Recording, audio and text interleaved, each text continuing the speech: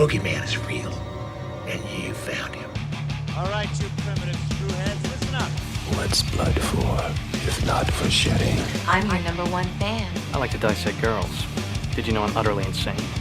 We all go a little mad sometimes. Be afraid. Be very afraid. 7 days. I am Dracula. We have such sights to show you. Boy! I said, I'm not gonna hurt you. I'm just gonna bash your brains. I am the eater of worlds and of children. What's in the fucking box? They're coming to get you, Barbara. One by one, we will take you. Never get out of bed again! You gotta be fucking kidding. It rubs the lotion on its skin or else it gets the hose again. Welcome to prime time, bitch!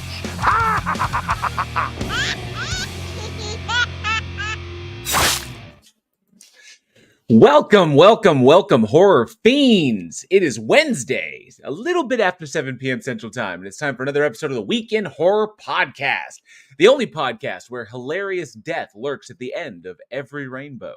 And if you, dear horror fanatic, are listening to us at the top of the week, remember, we do this live every preceding Wednesday right here on YouTube, so we hope to see your sick ass in the live chat. This week, we are looking back at select horror films released March 17th, St. Paddy's Day, through March 23rd. Thank you all so much for joining us for what will surely be a bloody good time. I'm JL, and I don't know if anybody's going to be joining me, but if not, I will hold down the fort, and I will try to entertain as best I can. How is everybody doing? How are you all doing out there? I see a bunch of people in the chat, and we have some interesting selections tonight. But before we dive into any of that, let's make sure we put up that amazing Patreon banner. Those are all of the incredible individuals who help to make this show possible and help to make all the stuff we have behind the scenes going on. We have amazing stuff, and we cannot wait to tell you all about it.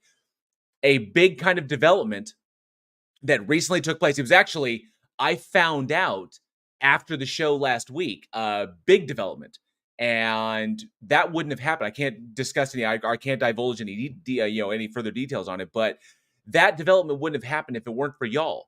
And y'all's continued support.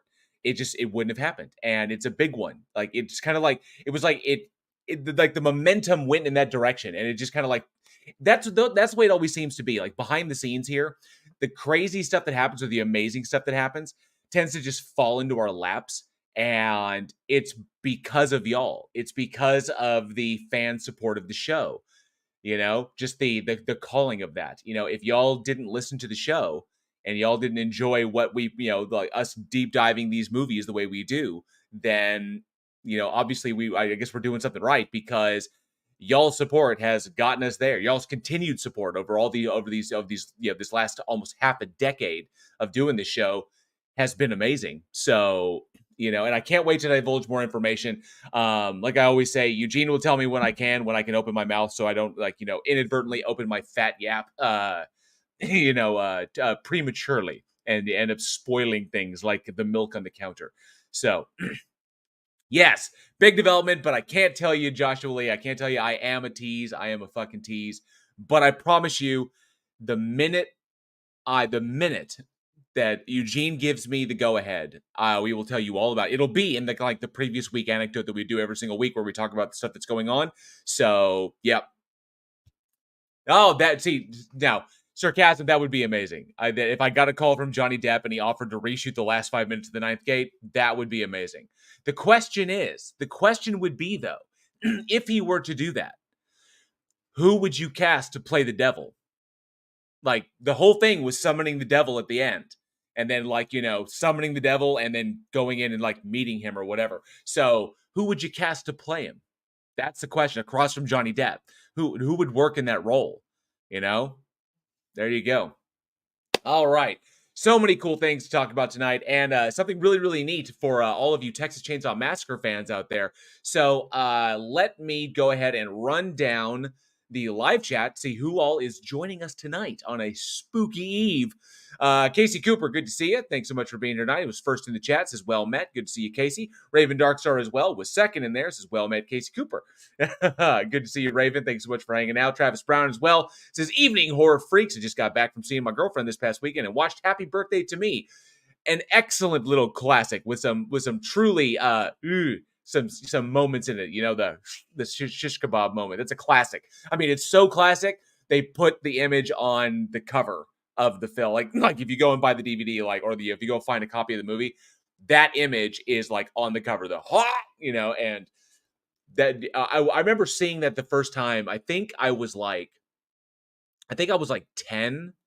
I was like 10 or 11 years old when maybe 11 when I first saw that movie, and that sequence got me so like that put me off like putting things, like the idea of the shish kebab, like the shish kebab spike or the tine or what the hell do they call those fucking things? But the idea of that, that someone could do that to you, it was like someone could and just rough. Brutal, but it's a classic movie with a very decent ending. I love the way in the glute of slasher, of the post Friday the 13th landscape. I loved all the little attempts at filmmakers to try and kind of not really reinvent the subgenre, but to try and make it their own and do something a little bit new, to try and give the audience something a little bit new to chew on, a la My Bloody Valentine, a number of other Canadian slashers. So I really, really dug Happy Birthday to Me. So, way to go. Let's see who else we got here tonight. I see. Let me scroll down a little bit. Scroll down. Lieutenant Jedi's here. Good to see you, Lieutenant Jedi. Says a deer stalker with a team. Oh, yeah, they're talking about Johnny's hats because Johnny hasn't been on in forever. So I don't know what hat he would wear if he were to show up. But he has been super, super busy. Super busy working on set. So hopefully we will see him again before the season finale. Hopefully. Fingers crossed. Let me see. So Lieutenant Jedi, good to see you. Thanks so much for hanging out, bud. Sarcasm as well says, hello, Everbloody. Good to see you, Sarcasm. Doctor Who Design is in the house. TARDIS brought him straight to the audience. Good to see you, Doctor Who. Angel Rivera as well says, what up, horror fiends? Good to see you, Angel. Thanks so much for being here tonight. Appreciate you hanging out. As well as Charlie Welch, the only man on the internet never make a bet with. Good to see you, Welchy. He says, yo, JL, get weird. Always get weird. That's to be expected. The odd thing would be to say get normal, but always weird. Always staying weird. Good to see you, Charlie. Donnie does that as well. Says, hey, everybody. Good to see you, Donnie. Joshua Lee, good to see you, bud. A longtime supporter, a longtime patron of the channel. Good to see you, bud. And who else we got? Tang Whistle CPM is here. Good to see you, Tang. Thanks so much for hanging out with us at the last watch party over on Discord. That was a fun one. Lovely Dark and Deep was a really good movie. So I'm glad you got to see it. Thanks so much for hanging with us. Jinju is here. Good to see you. And I have been working on a number of whenever I'm not doing content on my personal channel and I'm not working on Week in Horror stuff, I'm writing. So that or I'm in the gym. But I'm writing and focusing on, developing certain things, trying to put things together. And I have 3 scripts that I'm currently, for lack of a better term, balls deep in right now. One is a horror comedy. One is a horror comedy that I don't want to give away too much, but one is a horror comedy. One is a sci-fi horror comedy. And the person in the chat who's familiar with that will know exactly what I'm talking about. That. And the third one is a straight up slasher film. So straight slasher, sci-fi horror comedy, and a horror comedy.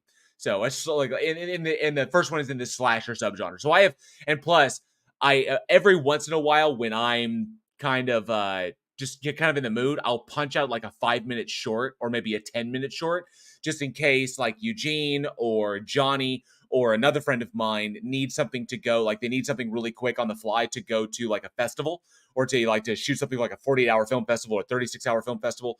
They'll be like, hey, do you have anything like in the pocket, or do you have anything that we can maybe adapt? And I'll be like, hell yes. Let's get together. I have this idea. Let's run with this. What's your way? They'll tell me what's your genre. It's like, okay, great. We can run with this, and I can punch up something completely new based on what I've already gotten down. So it makes the writing process all the faster, and just gives me it helps with the prep time instead of just going in cold. So I really, really enjoy being able to do that, especially if it's just an adaptation of something I've already written. It's really, really good. Let me see. So I'm always writing, always trying to put something down, always trying to come up with new little interesting story ideas. I think I've got like 15 like little short films that are just like in a folder, just kind of like, hey, do this. I even scripted out an adaptation, I tried my hand at stage writing, like for the theater, and it was a particularly it's a movie that's a particular favorite of mine. It's not a horror film, but it's called Sexy Evil Genius, and I actually took the time to like stage play that out, like you would find like in like the little yellow books that actors get for plays, and I tried to do that. I thought I did it. I completed it. I got it done. According to some friends in the theater industry, it would be pretty difficult to produce, but otherwise it's a very intriguing script. And I know some actors who would love to do it, love to try and pull it off. But always writing. Oh, that's what you do. You just got to keep doing it. Just keep plugging away. You never know what might pop off. And I see that sarcastic De Niro, of course, to the suggestion of who would play the devil in the last 5 minutes of the Ninth Gate, and of course that's a nice Angel Fire reference. So very cool. De Niro and Mickey Rourke, love that movie. Let me see who else we got in the chat tonight. I see NA's hanging out. Good to see you, NA. Thanks so much for being here, as well as Skewer. It's a Skewer. I can't believe how did that escape me. It's a Skewer. That they go through because it's skewers. Just my head's not. I don't know where I'm at. Ida Pimp Idaho, good to see you. Thanks so much for being here tonight. Appreciate that. And let me see who else we got. Plot hole. Johnny's in the chat. Apparently, all the talk of Johnny's hats and what hat he may or may not wear, and the possibility that he might grow a second head in order to wear both hats simultaneously, has been a member of the Army of the Dead for 5 months. So you rock, Johnny. Thank you so much. Eventually, we're going to get you on a friggin' show. We're going to get you back. So eventually, when you're not too busy. Casey Cooper has also been a member of the Army of the Dead for 8 months. Thank you so much for that support, Casey. Appreciate it. You rock. Aaron Reese is also hanging out. There's another long-lost member of the Week in Horror crew. Good to see you, bud. Thanks so much for being here. It says, one is a horror comedy, one is a comedic horror. The third is a horrible comedy. Love it. Who else we got? Just all the hats, mostly acting at this point. Oh, awesome. Very cool. He wears Ranger's hat. Awesome. Angel Heart. Fuck, man, I am off. Angel Heart. Mickey Rourke. Robert. See, I remember Mickey Rourke was in it. Mickey Rourke and Robert De Niro. Angel Heart. Thank you, Angel. Oh, thank you, Aaron, for correcting me on that.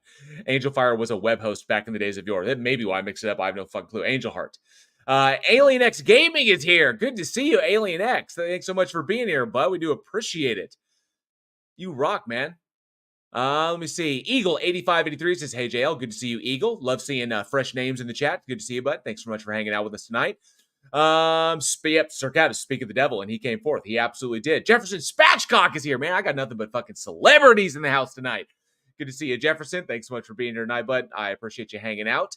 I know you're super busy, so the fact that you took time to pop over here and hang with us is awesome. Paulo says, yeah, I wanted to come back next week, but I'll be on set. I figured you were busy. I figure when you can, you'll be here. You'll just be here, bud. And Aaron Reese says, I'm still fighting to make it back on. Had to redirect some time to bear fighting. The new one ripped the door off the enclosure. Well, definitely wear your gloves, because that is a glove, necessary recreation, I guess.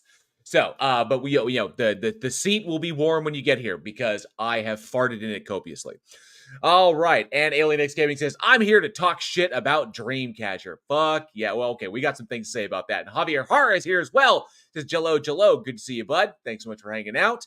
Plato said he's been sick this week, or he'd be here today. I heard that you let me know that you were like totally toasted. So it's going around, seasonal shit. Kids get it, parents get it. It sucks. So definitely. Jefferson Spatchcock says, I was about to go live to rant about Ben Shapiro not understanding Dune, but this is more fun. I did hear about that. I saw a couple of clips. I cannot wait to dive. I want to see you dive into that. I want to be at that live chat. I want to be in that audience when you're just rip that shit apart. It's gonna be fucking hilarious. And Cindy Sue is here. Good to see you, Cindy Sue. Appreciate you hanging out tonight. Always good to see you. And Casey Cooper says, we can talk crap about Mandy. You can shut your whore mouth. Okay? Just because you didn't understand it doesn't mean you can talk shit about it.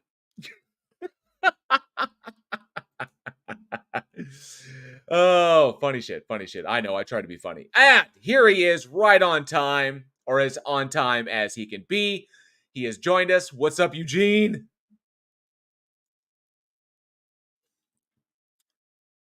He's not here, or he's logged in, but he's not, like, here. Can you hear me? There he is. Okay. What's going on, everybody? Yes, he is the floating, talking nipple at the moment.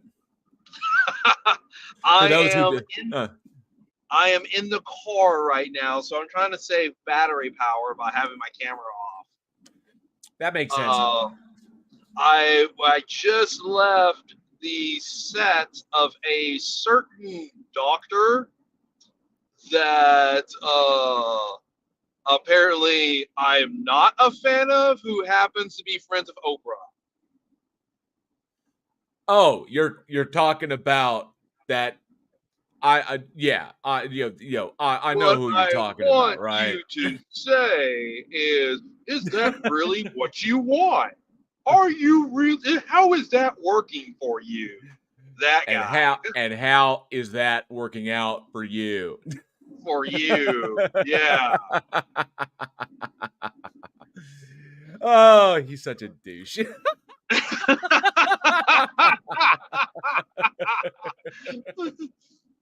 You're not wrong.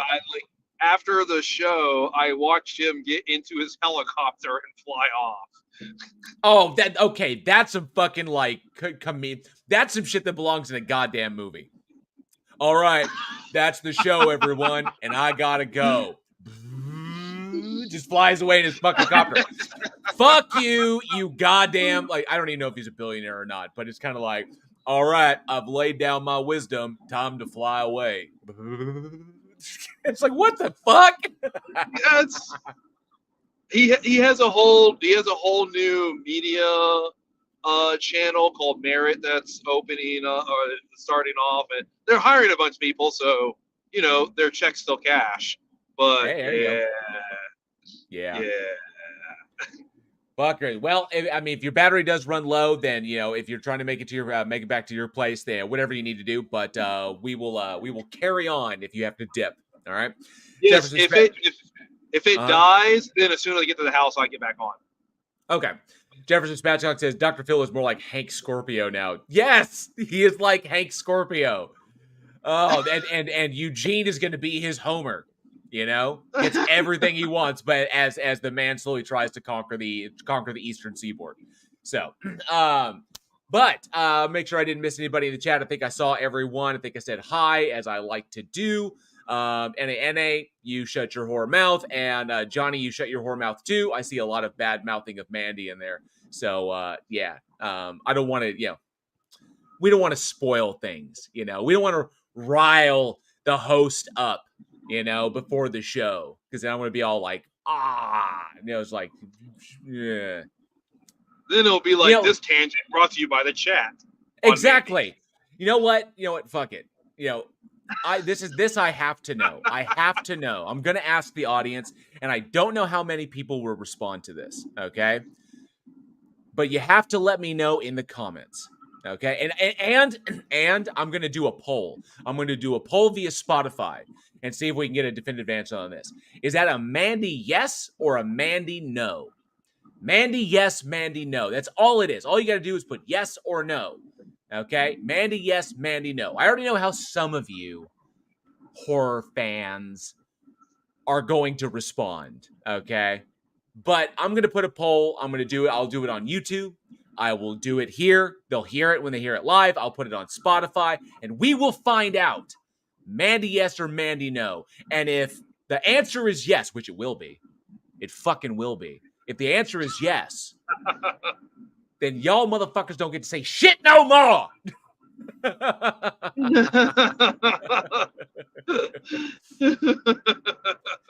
Hating on my Greek tragedy horror film with a lot of LSD involved. Anyway. All right. Okay. So, Joshua Lee says, so would you do a screenplay for Dagon the Musical or Call of Cthulhu the Musical? Dagon the Musical would work better. Call of Cthulhu, the Call of Cthulhu is because it takes place on a boat, and there's not a lot of transit like as far as like scene transitions, there's not a lot because the story is told in retrospect, and as the majority of H.P. Lovecraft stories are. And while the Shadow over Innsmouth, aka what Dagon is based off, Shadow over Innsmouth, is also kind of told in retrospect. There's transitions within that where the narrator moves from location to location, encounters new characters and new situations as new information is uncovered. So the Shadow over Innsmouth would lend itself more to adapting to a musical, simply because you get more stuff until you get the big event at the end, when the fish people show up and shit. So I would say Shadow over Innsmouth, aka Dagon, esoteric cult of Dagon. Yeah. So I would say that one would lend itself to being adapted into a musical a lot better. So, and look at Plothole trying to save himself. Hereditary has an amazing performance by Toni Collette. Of course it does, because it's fucking Toni Collette.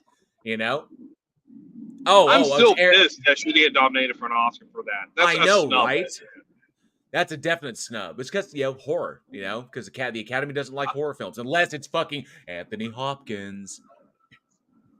Well, it's all right. Sir Anthony Hopkins. That's how he gets in. Sir Anthony Hopkins. My bad. Sorry, Sir Anthony Hopkins. And that was response because Aaron Reese said the Hereditary is overrated. Oh man, just the. Sarcasm says, if you don't like my Innsmouth swim team shirt, then we can't be friends. I need to get an Innsmouth swim team. I need to get that. That would be awesome. That's gonna be that shirt has to exist somewhere on the internet. All right. Well, I have yammered on and on. But we have a couple of things. So one thing I wanted to talk about, I mentioned something that came up across Bloody Disgusting. So for any of you out there who are Texas Chainsaw Massacre fans, if you are a Texas Chainsaw Massacre fan, then especially if you're a big fan, then you know that 2024 is the 50th anniversary of the original Tobe Hooper masterpiece. Okay? Gunnar Hansen brought the character of Leatherface to life, and 50 years since that movie debuted and completely changed the horror, I would say helped to solidify a horror subgenre. So the birth of a horror icon, Leatherface, which persists all the way to today, and to celebrate the 50th anniversary, there is all kinds of shit. So because this year marks the 50th anniversary of the horror classic, MPI Media Group and Dark Sky Films are planning a year-long celebration. And the festivities kick off at South by Southwest. Fans will be treated to the live creation of an ice sculpture unveiling with a new 50th anniversary TCM logo with a chainsaw-wielding Leatherface. Local Austin-based ice sculptor will create the bloody carving in real time. And then, of course, brand ambassadors will be on site with giveaways, additional info. That's all going to take place at South by Southwest. And then in late 2024, we do not have an official release date. Dark Sky Films will release a multi-disc set, which will include a new 4K ultra-high definition edition of the film, a Blu-ray bonus disc containing new extra features, and an exclusive VHS release of the movie, all boxed together so you get the VHS, the Blu-ray, and the 4K UHD. And the whole thing will be housed in a custom-created box shaped like a chainsaw. And it will feature iconic sounds from the film when the box is opened. So that is coming. Yeah, that is coming late 2024. You will finally get your 4K UHD edition of the original Texas Chainsaw Massacre. Not to mention an exclusive VHS release of the movie, Blu-ray bonus discs containing new extra features, all kinds of cool shit. If you are a TCM fan, this is a must, an absolute must. And throughout the spring and summer of 2024, Texas Chainsaw Massacre will continue to treat fans with special appearances and fan panels at various conventions throughout the country. Speaking of which, Texas Frightmare Weekend, which is this May, is featuring the largest chainsaw reunion ever with 12 guests appearing this May. So the biggest Texas Chainsaw Massacre reunion will take place at Texas Frightmare Weekend this May. So that will be ultra exciting. And then, of course, I thought this was cool. In August, the re-release of the restored film will premiere. Get this, Eugene, you'll like this. The re-release of the restored film. Guess where it's going to premiere? This is Texas Chainsaw Massacre, mind you. Guess where it's going to premiere? Oh, the Texas Theater, is it? No. The fucking New York City MoMA. Oh. The New York City Museum of Modern Art will be hosting the re-release of the restored film. That is where it will premiere. And then, following that, screenings of the film will be in select theaters around the country, including Los Angeles and Chicago. So, all of 2024, if you are a Texas Chainsaw Massacre fan, there is shit going on all over the place for you. You've got the re-release in August that will take place in New York City if you can make it up there, if you already live there at the Museum of Modern Art at the New York MoMA. Then you've got screenings of it afterwards all over the country, including Los Angeles and Chicago. No doubt we'll probably also see that in like Dallas, probably see it in Florida as well, probably Miami, probably San Francisco, who knows? But it'll be everywhere. And then Texas Frightmare Weekend in May, where the biggest reunion biggest Texas Chainsaw reunion will take place. And then late in 2024, don't have a release date yet, the 4K UHD edition collector's box set shaped like a chainsaw that makes iconic sounds from the movie when you open it.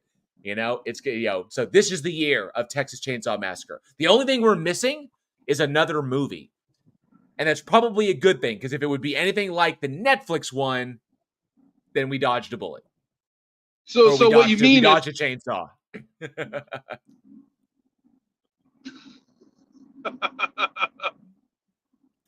Oh, man. So all kinds of cool shit, all kinds of good stuff for all you Texas Chainsaw Massacre fans out there. All right. That was the big thing. I would like to say, like, that's when you've made it in film, when people are going this hard to celebrate 50 years of your film, when you have other films that are just free on YouTube. Well, and this will be interesting. This will be interesting because it's obviously 2024 now. 2030, 6 years from now, will be the 50th anniversary of Friday the 13th. So the question is, will Jason get the same laurels that Leatherface is getting? Because I can guarantee you, if they do the same shit with Friday the 13th, I will fucking be there. In 6 years, I will be celebrating Friday the 13th wherever I can. Because, that's my man back there. If I don't celebrate the 13th, then I'll tell you right now, if this collection sells very well, because all of those movies are hitting their 50-year mark. So when you get Friday the 13th, and of course 4 years after that, it's going to be Nightmare on Elm Street. Shit. We forgot that with the original Halloween too. Oh, yeah, Halloween. So that's 2028. 2028 is, yeah. Yeah. So, like, right off that, if this does well, and that's why I would like people to support this. If this does well, then we're going to see a Michael Myers, a Freddy Krueger, a Jason, and so forth of these iconic franchises. The Mount Rushmore of horror icons. Jason, Freddy, Leatherface, and Michael. So we got Leatherface this year, 50 years. Then we got 2 years after that. Oh, no. Sorry. 5 years after that, we've got, so in 5 years, we've got, 5 years, we've got Halloween. We got Michael Myers. Then 6 years after, 6 years later, or 6 years after, or 1 year later after that, we got Jason. And then 2 years after that, was it 82 or 84? 84. 84 was not 84. Nightmare. We got 84. We got Nightmare on Elm Street. So yeah, this is gonna shape up to be an awesome, like, kind of like, period of time. It's freaking cool. Aaron Reese says if they do Friday the 13th at the moment, it'll have to be displayed in the nude art section. And Jefferson Dispatch said we need to get a 6-hour remake of TCM from Dallas, Villeneuve. That would be fucking amazing. That would be awesome. I would pay to go see that. Or Villeneuve, Dennis Villeneuve, I think is how his last name's pronounced. And Jefferson Spatchcock said, damn, Leatherface going bougie. Yeah, going to the MoMA. You know, you can see him. He just puts on the lipstick face, and they're like, at the moment. Oh, Hans Zimmer on the soundtrack. Hans Zimmer, get some Hans Zimmer in there. Fuck yes. Jefferson Spatchcock would like to. Yes, and Travis Brown is correct. Sorry, it is also the 40th anniversary of Nightmare on Elm Street this year. Yes, it is. It's because it's 10 years after TCM, so it's technically the 40th this year. But TCM's getting the 50, and so maybe another 10 years, maybe in 2034, Freddie will get his 50th, and maybe. Just maybe, fingers crossed, Robert Englund is still with us when that goes down. Could you imagine that, dude? You're in a movie, and then 50 years later, there is like a national celebration of the film that you were in and the role you originated, and you still get to be around to see it. You still get to enjoy it and be a part of it, yeah. Right. How fucking awesome would that be? That would be fucking, just legendary. I see Brooke McLyman is hanging out. Good to see you, Brooke. Thanks so much for hanging out tonight. Appreciate you being here. And, of course, Jefferson Spatchcock would like to know, what is the trashiest horror film franchise? The trashiest horror film franchise? Witchcraft. Oh, yeah. Witchcraft is the trashiest horror film franchise ever. Just ask Aaron Reese. So. You couldn't pay me to watch that again. All right. So, as Alex likes to say, Sir Cab says tonight's first tangent brought to you by the Friday the 13th franchise. It absolutely was. Thank you, Sean S. Cunningham, for bringing us that movie, and everything that came after that, freaking awesome. I actually have my Friday the 13th full collect, my box set sitting right here beside me. It sits right here on my desk, so I can be like, I feel like watching 8 tonight. Bam. There you go. Jefferson Spatchcock says, making a note of that, watch all witchcraft movies. You have 18 films? 8, I think. I mean, 18. If you want to punish yourself, then by all means. I mean, if you do want to flagellate yourself or flagellate your mind, then go for it. Yes. But yeah, I think there's like 18 movies in that franchise. So, fingers crossed. We did it once here on the show. We went through all of it. So, and no, I'm not blissfully ignoring it. I will bring it up. NANA did super chat $6.66. Says The Room was better than Mandy, and then NANA promptly was booted from the stream. So.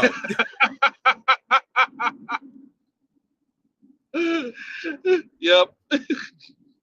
No, but thank you so much for the super chat, Anna. You rock, dude. You're so extremely generous. I do appreciate that. And I'll accept it. I begrudgingly accept it. Because it. First Amendment. You have the right to voice your opinion. Anyway, as Alex likes to like so often to remind me before I go on tangents that we have fucking horror movies to talk about. So. Are you in a position to kick it off, or do you want me to kick it off? You'll have to kick it off. Oh, because you can't, because you're driving. You can't see anything. Exactly. Yeah. All right, then. So I will kick it off. Tonight's first film is a fun one. Released March 17th, 2017. We have The Devil's Candy. So without further ado, let's kick off let's cue up the terror tube and take a look at this trailer. My energy is all over the place.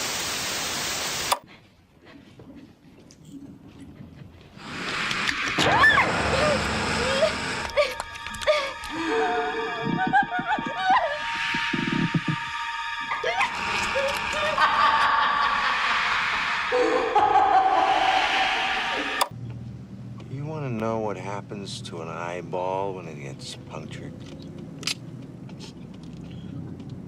Do you got any idea how much blood? What?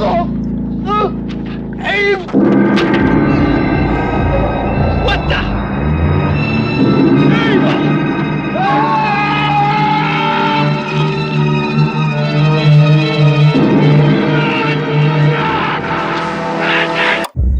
We've come to the place where we joke about the idea of the devil. But that is Satan's lie to distract us from the reality of who he is.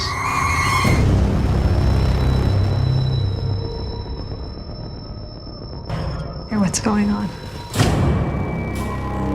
It's like it flowed through me. I don't remember painting this. This is Mommy and Daddy's house. They're dead. Oh my God. I'm so sorry. I need to come home now. We are his pawns. We are his demons on earth. He uses us to carry out his unspeakable deeds. We satiate his hunger. Your latest work is wonderfully disturbing. Oh my God. I didn't mean to do this. To sacrifice. He will slither into your soul.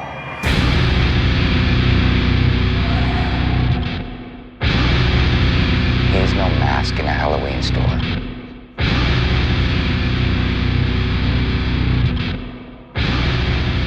He's not what you see in the movies.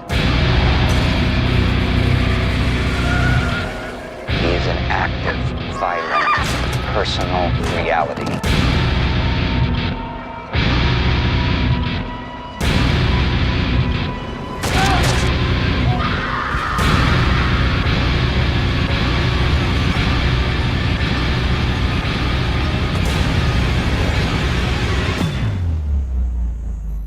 Just the gas?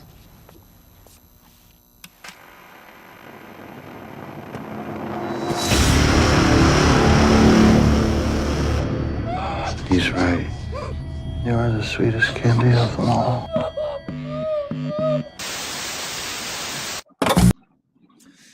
All right, that was the trailer for The Devil's Candy.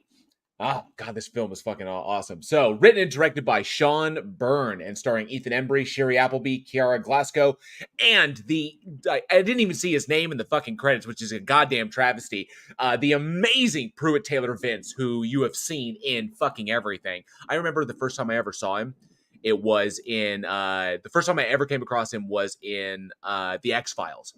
He was in the X-Files episode where it was one where he kidnaps Scully, and tries to lobotomize her. So the dude is an amazing actor, just a legendary actor who I don't think gets the praise that he deserves for the work that he does, because that guy could do anything, he could play anything. But the film itself follows a family, a heavy metal loving family, who recently purchased a brand new home that they find disturbingly cheap. And the dad, played by Ethan Embry, is a kind of like an industrial artist. He's like a commission artist, doing his deal. And his daughter, follows his kind of like his footsteps with heavy metal. And like the heavy metal is a huge influence on the entire film. And it turns out that the house that they bought belonged to a couple who were murdered by their son, by their very mentally ill son, played by Pruitt Taylor Vince, who then returns to the house and chaos fucking ensues because apparently there are the ruminations of something supernatural out there affecting people. It's really, really fascinating shit. I fucking love this movie. I absolutely did, for a variety of reasons. It's absolutely wonderfully chaotic mayhem. The film is an absolute blast. It's visually arresting and stunning. It almost felt to me, I'll tell you this, Eugene, I don't know if you have any commentary on this, but it felt to me like Panos Cosmatos got really fucking mad, and decided to just go ape shit on a fucking movie.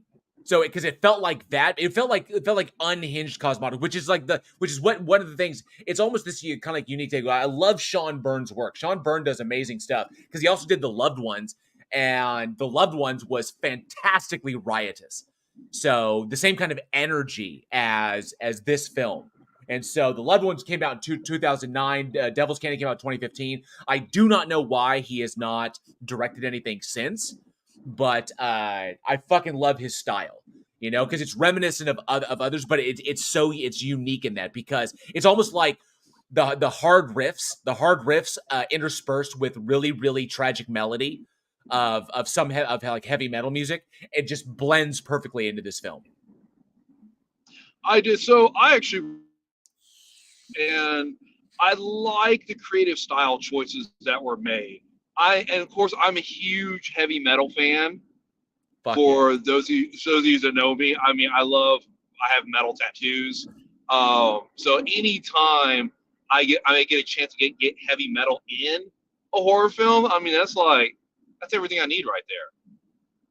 I will admit though, I forgot Ethan Embry existed until I watched this film. I loved. Okay, that's one of the awesome things. The entire cast here is the whole film is wonderfully cast. There is not a dropped role in this entire thing. Ethan Embry is pitch perfect, and I love the fact that Ethan Embry is the kind of actor who is willing to take on roles that will challenge him and allow him to kind of run the way he wants. I've never seen him take just a straight up easy role. I've enjoyed watching his performances in virtually everything he does because he brings a level of nuance that to roles that could just be throwaways. This could be your classic, heavy metal dad, two-dimensional character where it's kind of like the guy who's hanging on the precipice between the rage of heavy metal music and the consternation of the unappreciated artist and shit. It was like he could have played it that way, but he didn't. And I love the way even he had a small role in The Walking Dead, that lasted just a few episodes.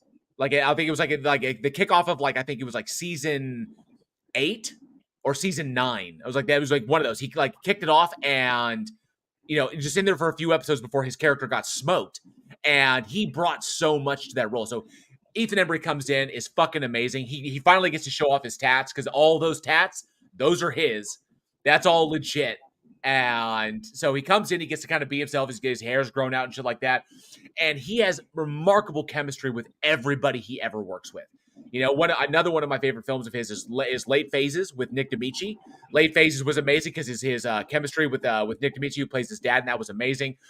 The family unit is absolutely believable, which allows us to invest into what's going on with the family, what's happening there, especially when Pruitt Taylor Vince's character comes, barging in and injecting himself into their lives as this violent, mentally disturbed, I wouldn't even say psychopath like that because he apparently the character's being driven insane by the voices he hears, and he loves heavy metal at loud volumes because it helps to drown out the voices in his head.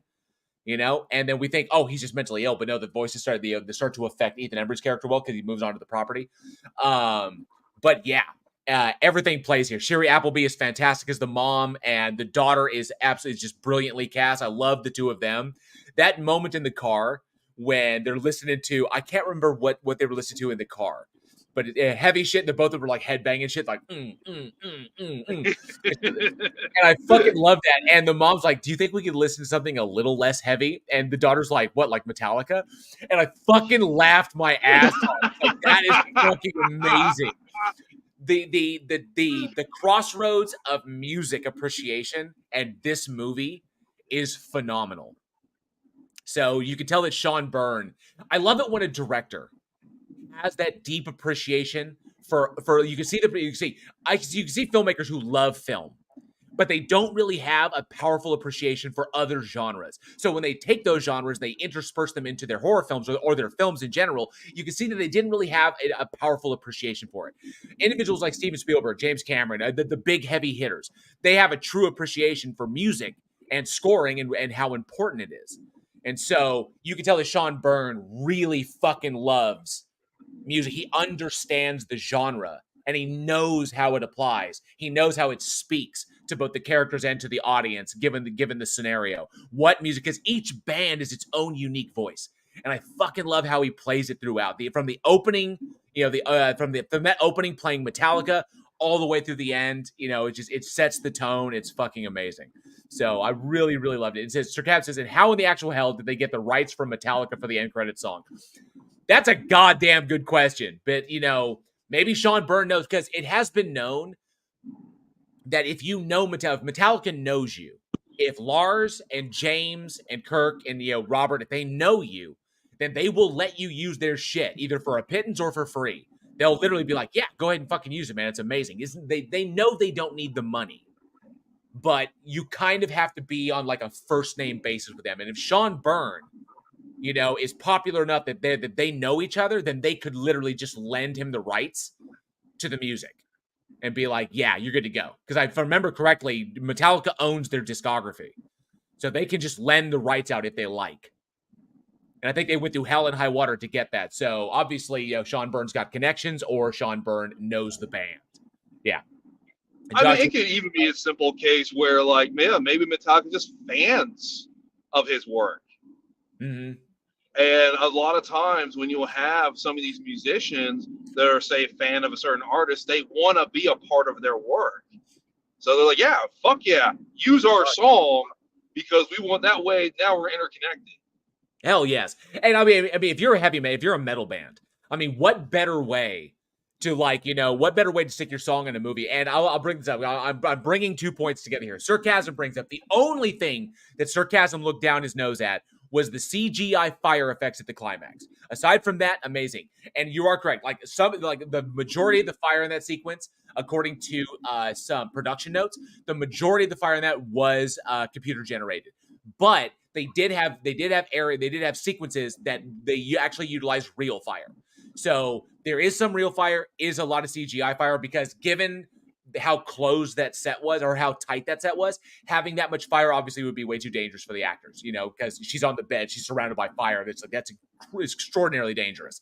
So obviously I have to do some CGI to make it, but I completely forgave it. And as a matter of fact, I completely forgot, because how to put this? When your finale has the serial killer being beaten with a flying V and then stabbed with the shattered fretboard while the room is on fire by a tatted up, Ethan Embry in slow motion and shit, I was like, fuck, I was only paying it. And then the fucking riffs that were behind that shit, the music is behind that shit. And, the daughter's like, what the fuck, like watching her dad do this. Holy fuck. I was like, that is how you fucking end this shit. That is how you end it. And you knew it was going to pop off. You knew it was going to pop off because he gets shot, and he got shot pretty badly. He gets shot through the chest, and he's on the ground. And you think he's bleeding out and he's going to die.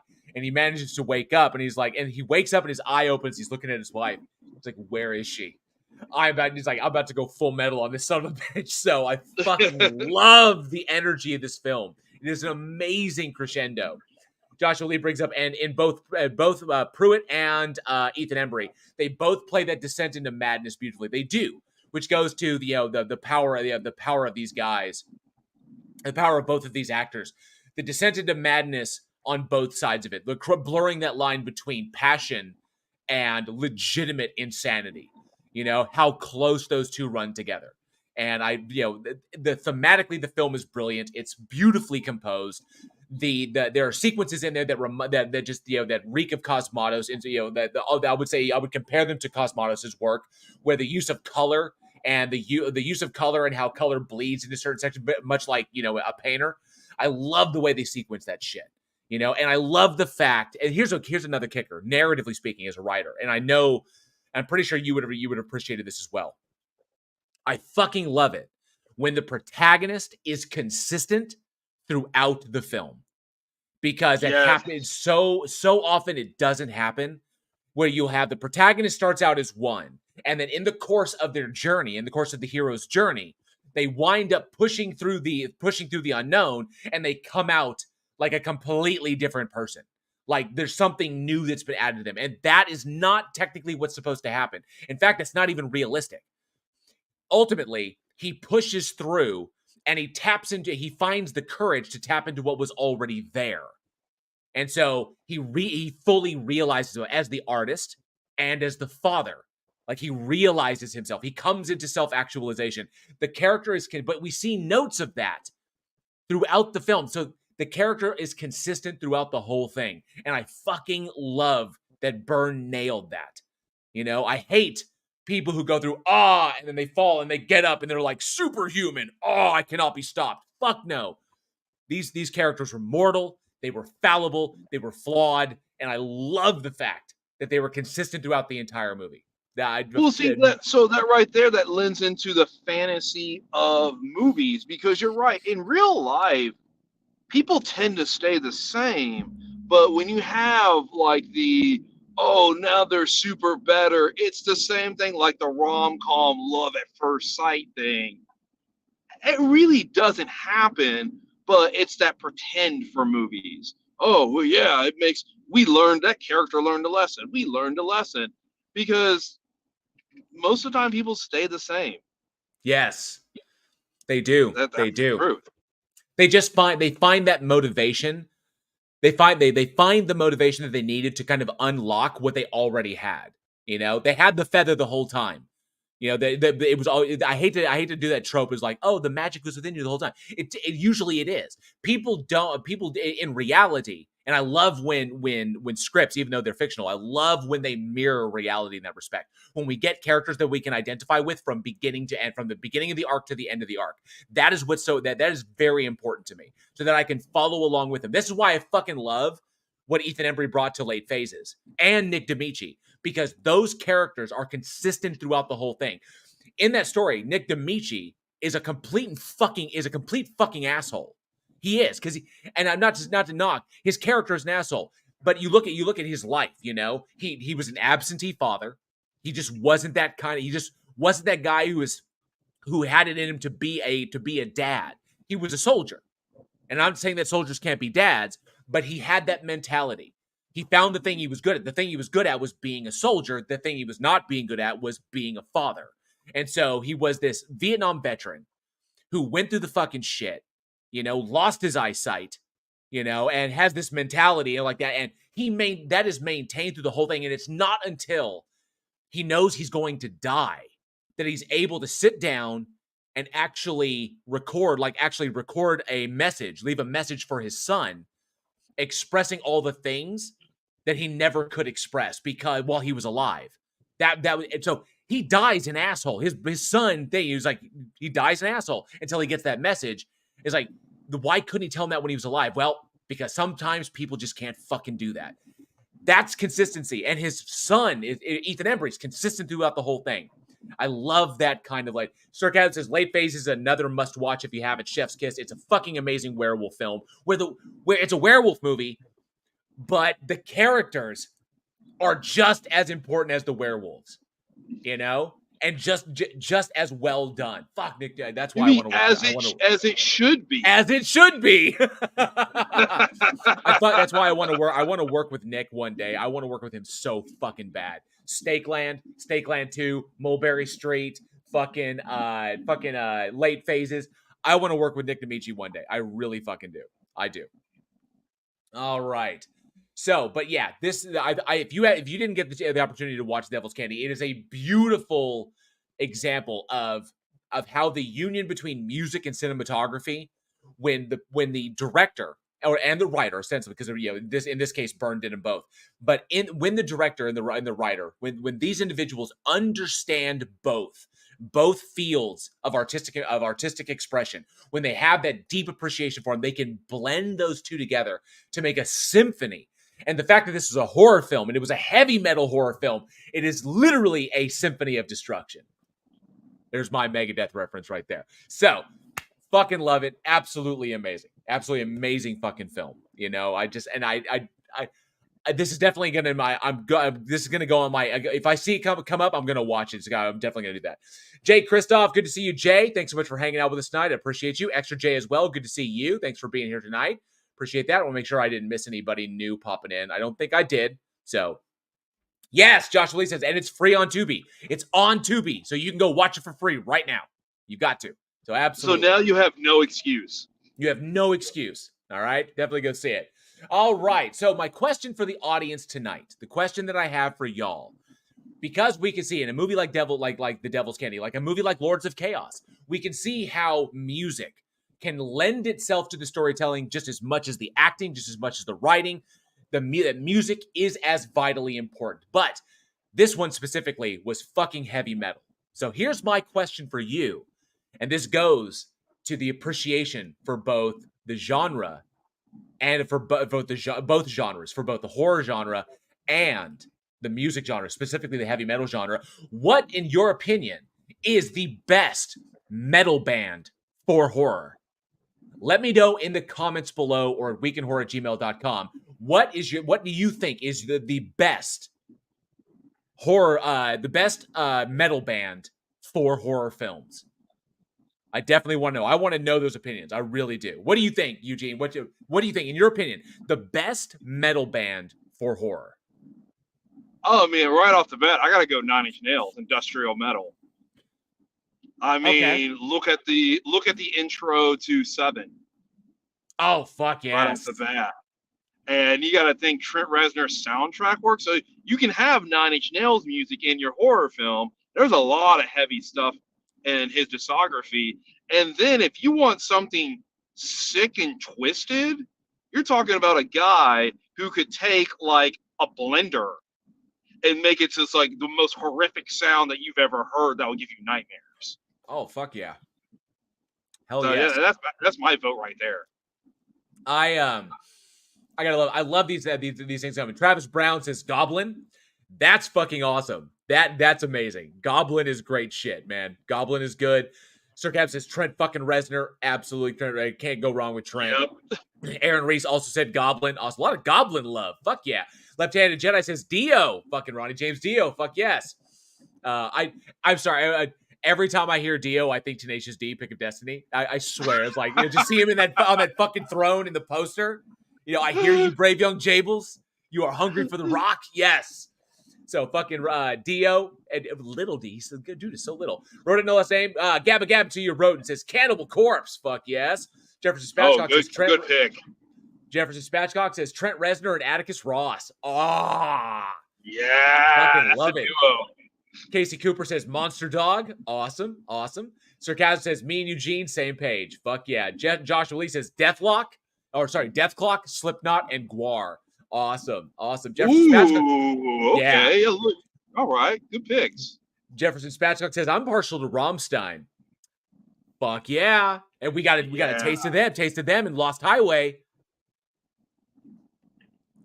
Oh, that's a good pick right there, because I can definitely see some Rammstein.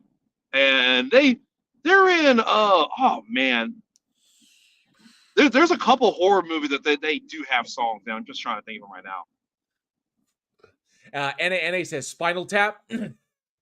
Awesome. Brooke McLyman says I was thinking Guar. I'm loving the Guar love. I really am. Rodney last name says The Carpenters. 1408. I get it. Yeah, 1408. Because the use of "we've only just begun" in a room that you can no longer escape and repeats the same hour over and over again is just the irony right there is metal level. It is. The irony of that is metal level. So I get it. I get. We're on the page. We're on the same page there, Roden. We really, really are. Brooke McLyman also said and Rammstein as well. Awesome. Case Cooper says Alice and Monster Dog. Fucking A. Hell yes. Tang Whistle says my first thought is Lordy. Thought I didn't know. I don't know a movie off the top of my head that they were featured in.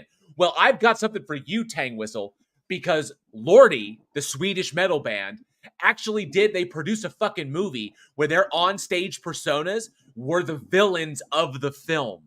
And it's called 13 Floors, and it was put out by Ghost House Productions.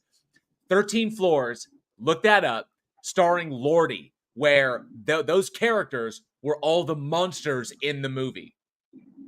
So there you go. Like, it's not just featuring their music. It features their music, but features them as the villains. It's fucking amazing. It is exactly what you would expect from a Lordy produced film. It absolutely is.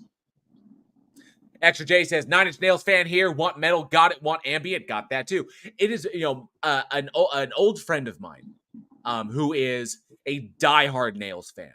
Who's like diehard. Everything Trent. He was on the Trent wagon, before there was a Trent wagon. So, but yeah, he fell in love with Reznor's work, all that amazing shit. So one thing he said to describe it is that Trent Reznor doesn't record music. Trent Reznor records souls. Oh, that speaks to me. And I fucking love that. I fucking love that. Extra Jason. Oh, there's just something about his style. It just works. It's just he's able to capture so much emotion, and it's a lot of emotions that there aren't words for. Fuck yeah. Hell yes. Extra J says, has Eamon Amarth been used in a horror film? And the answer, I don't know. I'll have to look that up. I will have to look that up. Jinju says, cord bugs, Bill Moseley and Buckethead. Fuck yeah. Hell yes. Jefferson Spatchcock says, I think Death Haven stuff should get used in more films in general, but their stuff would be great for horror. Hell yeah. I love it, man. I fucking love it. And NA says, JL, that sounds better than that Foo Fighters. Oh, Dark Floors. Dark Floors. Thank you, Sarcasm. Dark Floors, 2008. Dark Floors, not 13. Where did I get 13? 13th floor? I thought you were talking about 13. Yeah, I was like, that's 13th floor. The 13th floor? No, 13th floor is Roland Emmerich. Roland Emmerich, Vincent D'Onofrio. But meta realities and shit. Dark Floors. Thank you for the correction, Sarcasm. I told you, man. My fucking energy is everywhere right now. Lieutenant Jedi, thank you so much for gifting 5 memberships to the Army of the Dead. Very generous. Thank you very, very much. We appreciate that.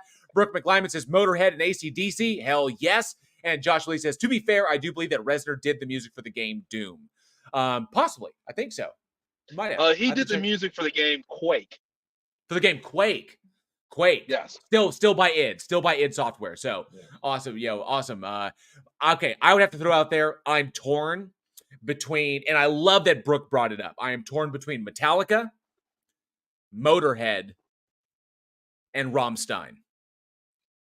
Those are three right there.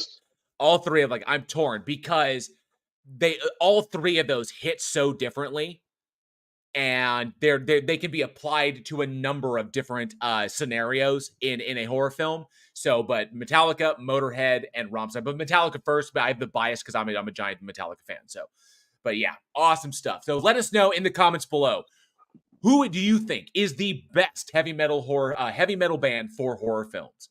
Love to hear your opinions down there in the chat. Down there in the comments. Let us know. Fucking love it. All right. Ooh, Brooke McLyman says Necrogoblicon and Pantera. Ooh, Pantera too. Pantera.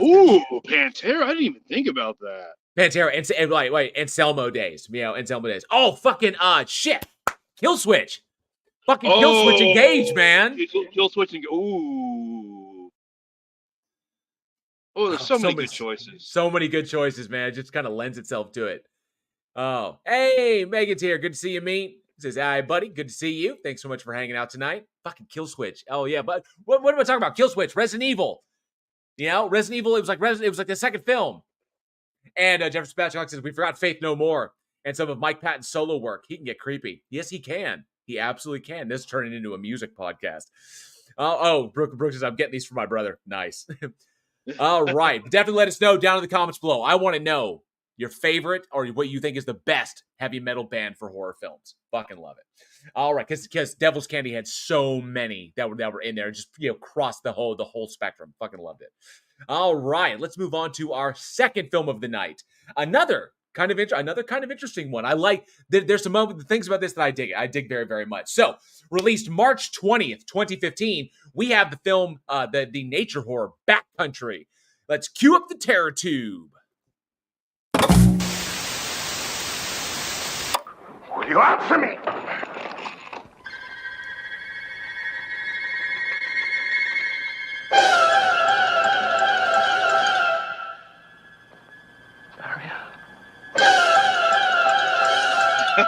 I've been waiting for you, Ben.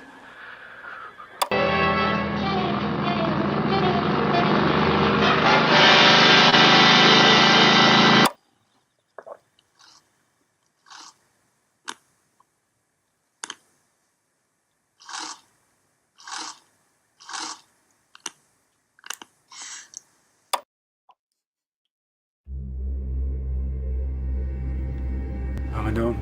Sure you want to know? Does your boyfriend always get his way? Yes. Hello? Hey! You're ready to go. Your canoe will be right down there by the water. Need a map? No, I know this part well. Bear spray. You're not gonna need it. We'd be lucky to see anything bigger than a chipmunk. Of course you're going that way. This is the way. Oh, foreshadowing.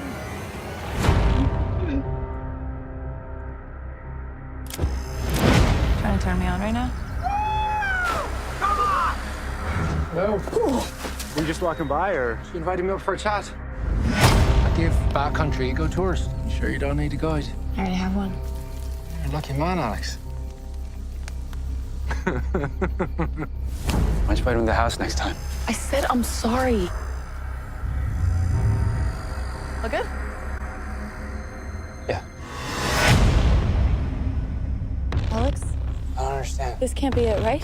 Can you look at me, please? Just let me think. Just let me think. Let me think.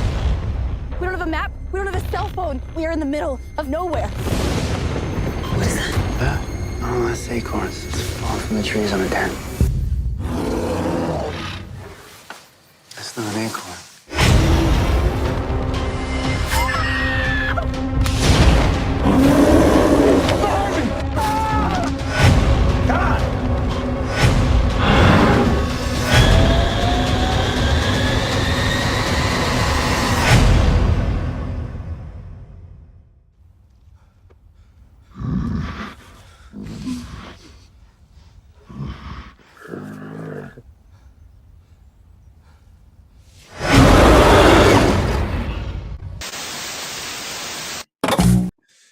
All right, that was the trailer for Backcountry, a nature horror. So, sorry, 1 second. My bad. Yes. Written and directed by Adam McDonald. You're seeing a kind of theme here where the writer and the director are the same person. Written and directed by Adam McDonald, starring Missy Peregrine, Jeff Roop, Eric Balfour, and Nicholas Campbell. The film follows a couple who are going on a little jaunt into the nature and to basically enjoy a place from, or to basically visit a place from the boyfriend's childhood where he plans to propose. It's all very sweet and romantic until the really, really smart guy decides to go the fuck off trail with no map, and they wind up being accosted by a fucking black bear. And as Eugene likes to say, and shit gets real. Shit does gotta get real. It does. And so the film itself it's kind of interesting. The film itself is loosely based on the true story of a man-eating black bear that attacked Mark Jordan and Jacqueline Perry back in 2005. And the boyfriend, Mark, in real life, Mark received the Star of Courage award from Governor Mikel Jean for getting them out of that scenario. Unfortunately, Alex in this movie, Alex played by Jeff Roop, does not get the Star of Courage award because he doesn't, do much in the way of handling his shit. Jefferson Spatchcock says bears, just assholes. Okay, so there are a number of issues. There's a number of issues, but a number of things that I enjoyed about this one. The biggest issue that I had with this film, and this is where it kind of sucks, because this runs the fence in between a bad bear movie and a good bear movie. The problem predominantly is in the writing, and the issue is that the couple themselves have forced drama. Automatically we come in and we like when we meet them, they're already at odds. We can tell because Missy's character, she's passive aggressive towards him, and it's kind of like unnecessary. And he is kind of foppish in the way he kind of like takes that. So because he loves her so much, and yet she's constantly like ribbing him. So we already see the couple at odds. We don't see them, as a couple. We see them. I would actually suspect that when they open up and they have that opening dialogue, I would suspect that she's actually thinking about breaking up with him. That like she's kind of like, this one last effort. So we already have manufactured drama, and characters that we can't, that in a relationship that we can't relate to, or we can relate to, but don't make us root for them because we don't see them in a positive light. We see their relationship ending anyway. So with the notion that the relationship could end by one of them, if the relationship ends when they go out into the woods, then it just kind of confirms our bias, and it kind of like it drops us out of the film. The lack of investment in the audience is what kind of hurts this film, what drags it away. That being said, not to mention the whole shit with Eric Balfour. Thank goodness Eric Balfour can actually do a passable Irish accent. I don't know why he has an Irish accent. He doesn't need one, in this film, because there's they're in the States. So why would you have the Irish guy shows up? And it's funny because this is going to be going out live to the public on St. Patty's.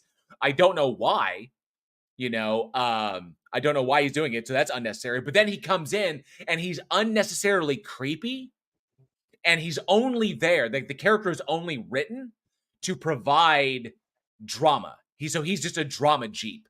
He's the drama jeep driving through the campsite in order to give them reason to have dialogue going forward, or edgy dialogue going forward until the bear shows up, And so it's just kind of like everything is so forced. The writing is incredibly forced and is just unnecessary.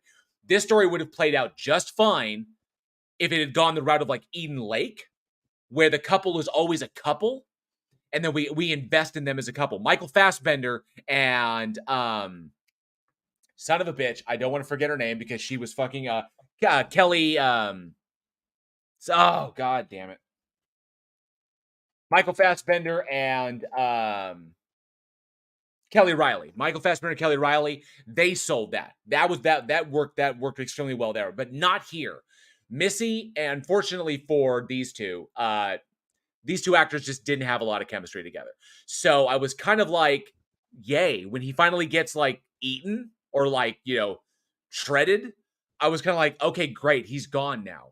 Now we can just focus on Missy surviving, and it's kind of where I was on that. It was kind of like I was waiting for him to go. It was like, it's going to happen. The dude's a chump. He made stupid fucking decisions. The whole movie's a cautionary tale. Every move he makes is fucking dumb.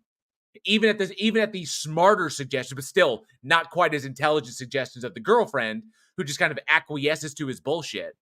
I'm gonna go off trail. I don't need a fucking map. I got this. Blah blah blah. Yada yada yada. We keep food in the tent. We leave the fucking the only weapon like outside in the goddamn outside of the fucking tent when the bear shows up. I fully fucking expected her to pull the trigger on that bear mace when the bear spray. I fully expected her to pull the trigger when they were inside the tent. So this is the thing is, I hate stupid characters. You're right, where they start all fighting, so we don't see them as a couple. We don't see normal everyday. The same movie had the same issue with the movie Underwater, where it just starts, and you don't ever get a chance to see their like everyday. We didn't get a chance to build a relationship. We don't care. And then when you consistently make stupid decisions, it makes me care for you less. Right. Oh, well, here's a new trail. Oh, well, we don't need phones. Oh, well, let's leave this outside the tent. And I'm just like, I was sitting there, I was watching this, I was like, I'm just waiting, just die. Just die. Because if he took a movie where you had a smart couple that had to outwit a bear, that is interesting. Right. Like the premise alone, because the bear has all the physical advantages. So the only advantage that a couple could have would be smarts, their intelligence, their teamwork, their ability to coordinate, their teamwork, their ability to, you're right, their ability to communicate. And that could be a really interesting premise for a movie, but instead it was the writer wanted to go with every single fucking horror cliche. Yeah. And why? Why don't we need phones? Because of plot. Oh, why to leave the weapon outside tent? Because of plot. Because of plot. Yeah. And that's the one thing that took me out of it. There are many bear movies out there, and I love a lot of them. And I see a lot of love for Prophecy in the live chat right now. Prophecy is one of my favorite fucking sequences of all time, and that's when the kid's in the goddamn the kid's in the sleeping bag. And he tries to hop away, and the bird's like bam, and it's like blah, and he explodes everywhere and feathers shit. Fucking love that sequence. That's a goddamn that bear, that mutant bear went straight up like Friday the 13th on that bitch. He was like, oh, blah. Fucking love it. Now, I will say this. I'm not going to TP 9000 say. I just don't think it deserves it. Because the film itself is neither that terrible and is simply not that good. I also don't like stupid characters. I don't like shit that is done conveniently just to drive the plot along. Just to we got to come up with challenges for our characters. Fuck no, man. Out there in the woods with a bear and no ability to get civilization is challenge enough. Okay? You don't need to add additional shit to it. I love what you ran with. That it's literally like the couple working together. That speaks to primal tribal shit. Like ancient humans surviving against cave bears. What they dealt with fucking like virtually every day 50,000 years ago, 100,000 years ago. That speaks to us on a primal level. This right here was fucking city nobodies who have no business being in the goddamn woods. I wonder if they even got the right socks to wear, for hiking. It's just fucking ridiculous. And that's what took me out of it. The things that kept me in, was that one, black bears. That is correct. So many bear movies out there utilize the grizzly. And I know that, if you know your bears, grizzly bears are dangerous, but they are not as dangerous as black bears because grizzly bears are huge. They are massive. Virtually nothing fucks with them but people. So grizzly bears don't like people. And grizzly bears, 9 times out of 10, will run rather than come after a human unless they are defending their cubs or unless they are like starving to death. But 9 times out of 10, a grizzly bear will run. Black bears don't give a fuck. Black bears will go after anything.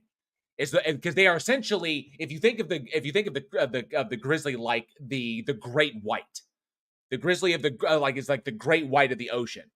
They're selective. They know where they want to hit, and they stick to one thing. They stick to their patterns, and they typically don't want to fuck with humans. Okay, they don't. Once they realize, no, that's the reason great whites get so big. Because if you fuck around with humans too much, you will get your ass killed, and you won't get big. You won't get much bigger. So the great white of the woods is kind of like the grizzly bear, the brown bear. Black bears are like fucking tiger sharks. They will eat anything. They will chase anything. Black bears are fucking dangerous as shit. We were always told when I was going through outdoorsmanship and we were being trained in how to do all kinds of things like orient and bivouac and learning all the like what fucking socks to wear, where to put your goddamn food, what the fuck a bear bag is. When we were learning all that shit, we were always told black bear or brown bears, just avoid them because they will avoid you. But black bears, totally different animal.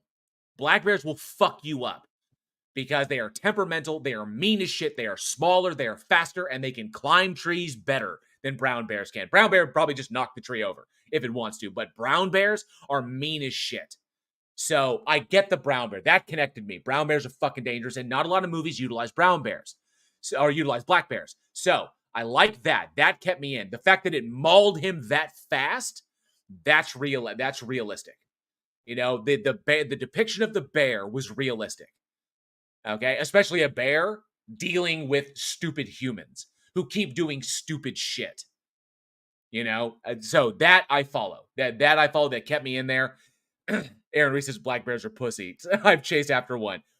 Black bears are not pussies, my friend. I assure you they are not. But I think it's Omni Orosboros, good to see you. Says I think it's African American bears now. That's hilarious. But good to see you, Omni. Appreciate that. But yeah. So and of course, that's what the one thing that I dig, that I love me a cautionary tale horror film, a legitimate cautionary tale horror film. I love them. Because you can learn a lot of it. I mean, obviously, it's just pointing out shit that people should fucking know.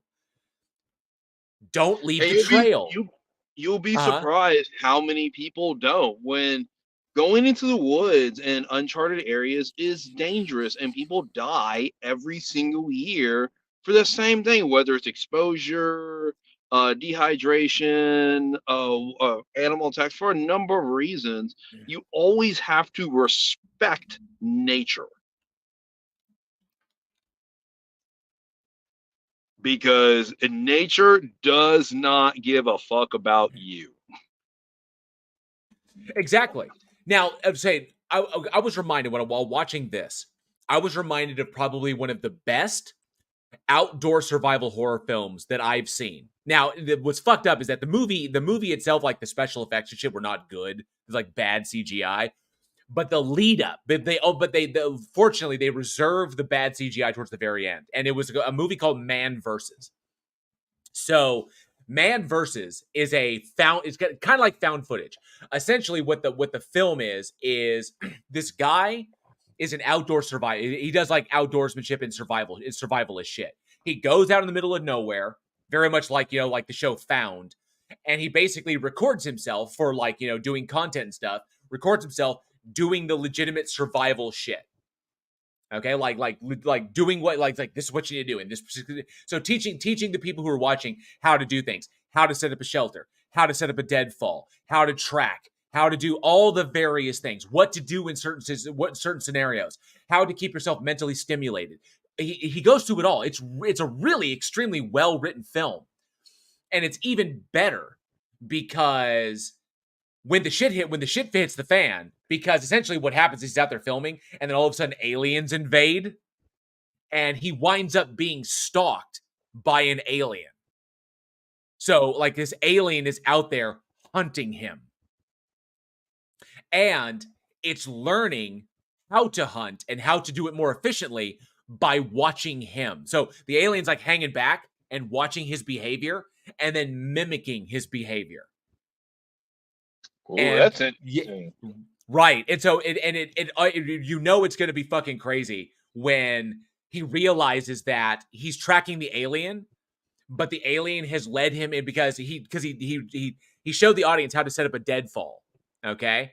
And how to set the weight in order to make sure you kill your prey.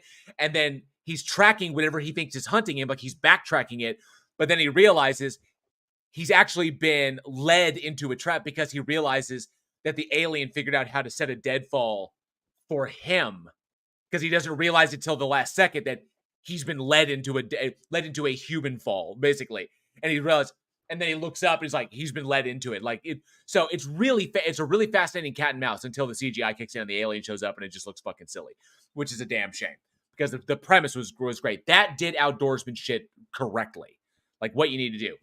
And that's what kind of like took me out of it, forced drama, really overtly stupid characters, and just let him get eaten, and just like unnecessary, like the whole Eric Balfour shit was unnecessary. I love Eric Balfour. I fucking love that. I love him as an actor. I loved him in Texas Chainsaw Massacre in 2003. I fucking love him in Haven. I haven't seen a thing I haven't liked, but he was just unnecessary here, and I fucking hate seeing good actors go to waste. I can't stand it. I just gotta throw him on the cover for something like that. That was about it. Just right. Yeah, it's kind of name recognition. Well, it's also I felt like with this is another example of people making a horror film that don't actually truly understand the genre. That the genre is described to them because and things like Texas Chainsaw Massacre, where they run into like the guy at the gas station, and they run into the creepy guy in the woods, and that's like a warning before like the real stuff hits the fan. I was like, no, that it's not necessary. It's just not. You already have, I tell you, a smart, happy couple trying to outsmart a bear is already a premise for a good film. Right. It could have been a lot better. It didn't need all the force shit in order to make it work. It really didn't. They had enough. Missy Peregrine is incredibly talented. It had everything it needed to run on. And especially that whole ending deal where she gets out of the canoe and she's like, oh, she went through she goes through the shit running from the thing. But how about this? Don't run through the fucking woods if you don't know the woods and don't know where you are. There's a whole reason that she trips, falls, and busts her fucking head and knocks herself out. At what point she could have been fucking eaten alive. Don't do shit like that. Don't run sprinting off into the fucking woods. Because if you're not familiar with the territory. Don't try to climb down shit, that obviously is gonna fuck up and break your goddamn ankle. Then she finds the canoe and then of course, and it's Eric Balfour. He's just a guide, he's a ranger who works for them. It's fucking it's fucking loathsome. But the difference between real and artificial tension. I fucking hate artificial tension. So, all right. So, my question for the audience tonight. Jay Kristoff brings up, keep it simple with premises, and it usually is a great story. Agreed, 100%. Jay Kristoff is agreeing with you, Eugene. I agree with Jay. We are all on the same page. The question I have for the audience tonight Given that this was kind of an eco-horror, a nature-based horror film, or a nature survival horror film, what, in your opinion, is the scariest animal to use in horror films? The scariest real animal of the animal kingdom, not the mythical kingdom, because unicorns can be fucking scary. But these dragons can be scary. But the scariest real animal to be used in horror films. What's the one that gets you? Because there's so many. Spiders. Like Jefferson Spatchcock says, spiders, snakes, sharks, bears, dogs, big cats, lions and shit, or all of Australia. All of it. Just Australia. Omnior's Bro says J.L. Warren. Yes, because I am the bear that will come after your... no, I'm not going to finish that statement. All right. So, but yeah, there you go. So let us know down in the comments below or weekinhorror@gmail.com what you think is the scariest real animal to be used in horror films. Travis Brown says bats. Yeah, bats are also creepy as fuck. They can be. Raven Darks are butterflies. Really? Well, I guess if they're big enough, John Monahan, I love this answer. People. Because we are animals. Yep. I mean, yeah, that's a good answer. That's a good answer. Javier Hara says Chihuahuas. Respect. You know what? Absolutely. I hate Chihuahuas so much. So much. Those tiny little ankle biters. Nope. Wrote it in the last name, says shark. It's fear of predators and fear of the deep ocean. Yeah, thalassophobia, man. Thalassophobia ain't no fucking joke. NA says bunnies. We got an Anya fan from Buffy over here. Bunnies. Or Extra J says, or all of Africa. Yeah, Africa. And then Case Cooper says honey badgers. Honey badgers. Yeah, definitely haven't seen a honey badger horror film yet. Megan says ticks. Ooh. Left-handed Jedi says blue ring octopus. Interesting. Another interesting horror film that was a real life animal, but it was mutated, was a water bear. Was a tardigrade. It was a movie called Harbinger Down with Lance Henriksen, and basically it was about some it was kind of like Virus. Some salvage operations finds this sunken Russian vessel that they were doing biological experimentation. They genetically engineered a fucking tardigrade into this giant fucking unkillable, unstoppable monster. It was amazing. So yeah. Amazing stuff. Jefferson Spatchcock says koalas need to be represented in a nature horror film. Jefferson Spatchcock, you kind of got your wish, because there was a horror film shot in Australia on location in the outback about the prehistoric koala, the ancient ancestor that's long since extinct, the megafauna. The megafauna ancestor of the present day koalas. There was a horror film done where it had it in there. Basically, the premise was the wildfires in Australia burnt so much territory, and this undiscovered remnant of this supposedly extinct population then was kind of like pushed out of its habitat and started encountering humans and killing them by biting their heads off. So I love it. So many good stuff in here. So many good stuff. Aaron Reese says big cats never see a tiger coming. They attack from behind. Yes, they do. Oh, Sir Cab says nobody mentioned rats, especially those big ones that look like puppy dogs in rat costumes. Deadly Eyes. You remember that? Yeah, you remember that shit. He was like, the rats are all over me. It's so adorable. He looks like he's having so much fun, though. It's so adorable. So fucking adorable. Love it. All right. Yes. And Sir Katzum saying, let's move on to the next one. We absolutely will. It says, shit weasels. Yes, we will move on to it. On to our next film, released March 31st, 2003. We have the film March 21st. Why did I put 31st in there? What the fuck? I'm all over the goddamn place tonight. March 21st, 2003, we have the film Dreamcatcher, not to be confused with the Dreamcatcher that Eugene didn't watch on the previous episode, the one that I did watch on the previous episode, but another Dreamcatcher, this one by Stephen King. Let's kick off the Terror Tube.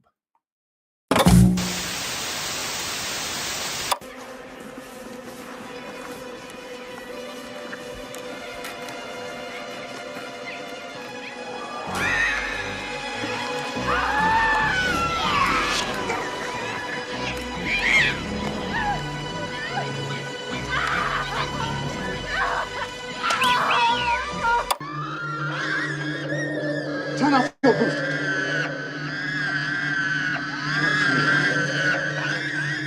Watch your man.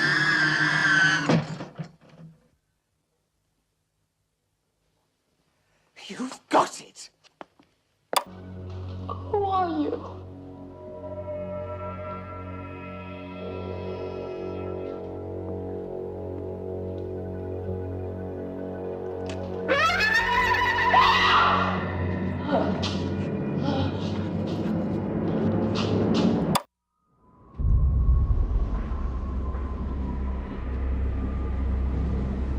Here's the Duddits. Our Dreamcatcher. Wish he was here. A circle of friendship. To the Duds. To Douglas Cavell. To Duddits. A web of mystery. Jonesy?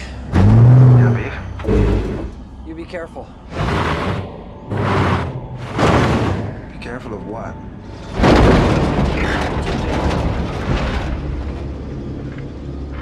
A pattern of fear. And where are they all going? It's not where they're going that worries me. It's what are they running away from? Form the design of an alien invasion.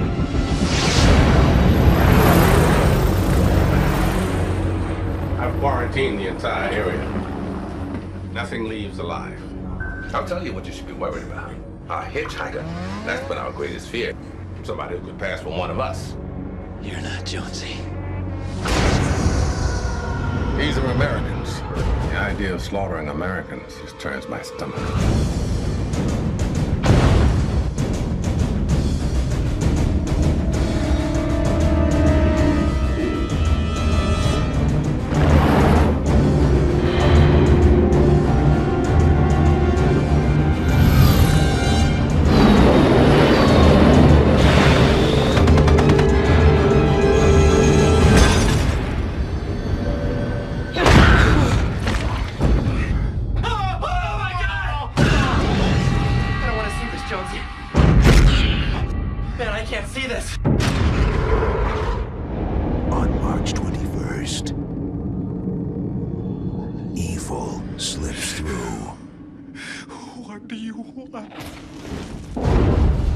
Come with me, Owen. I'll show you things you wish you'd never seen.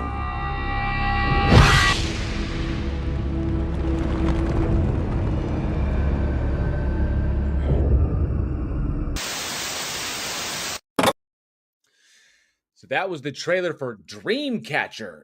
Yes, based on the Stephen King novel of the same name, the 2001 novel of the same name, directed by Lawrence Kasdan, screenplay by William Goldman and Lawrence Kasdan. Yes, Jefferson Spatchcock said, I can't believe William Goldman wrote the script for this movie. And he said, yeah, more like evil slides out. I love that.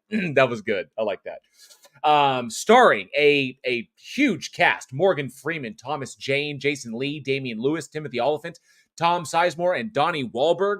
Not to mention a couple of people, a couple of supporting actors that are regulars in Stephen King productions. The film follows a group of friends who every year go out to hang out at this cabin that they have. They've done so throughout their lives. It's like the 20 years of doing this. And they all have something in common. They are all friends with a young mentally challenged boy named Douglas, who shares with them psychic abilities. And while they are out, so they share this common thing, and they have this common thing that they haven't have with each other.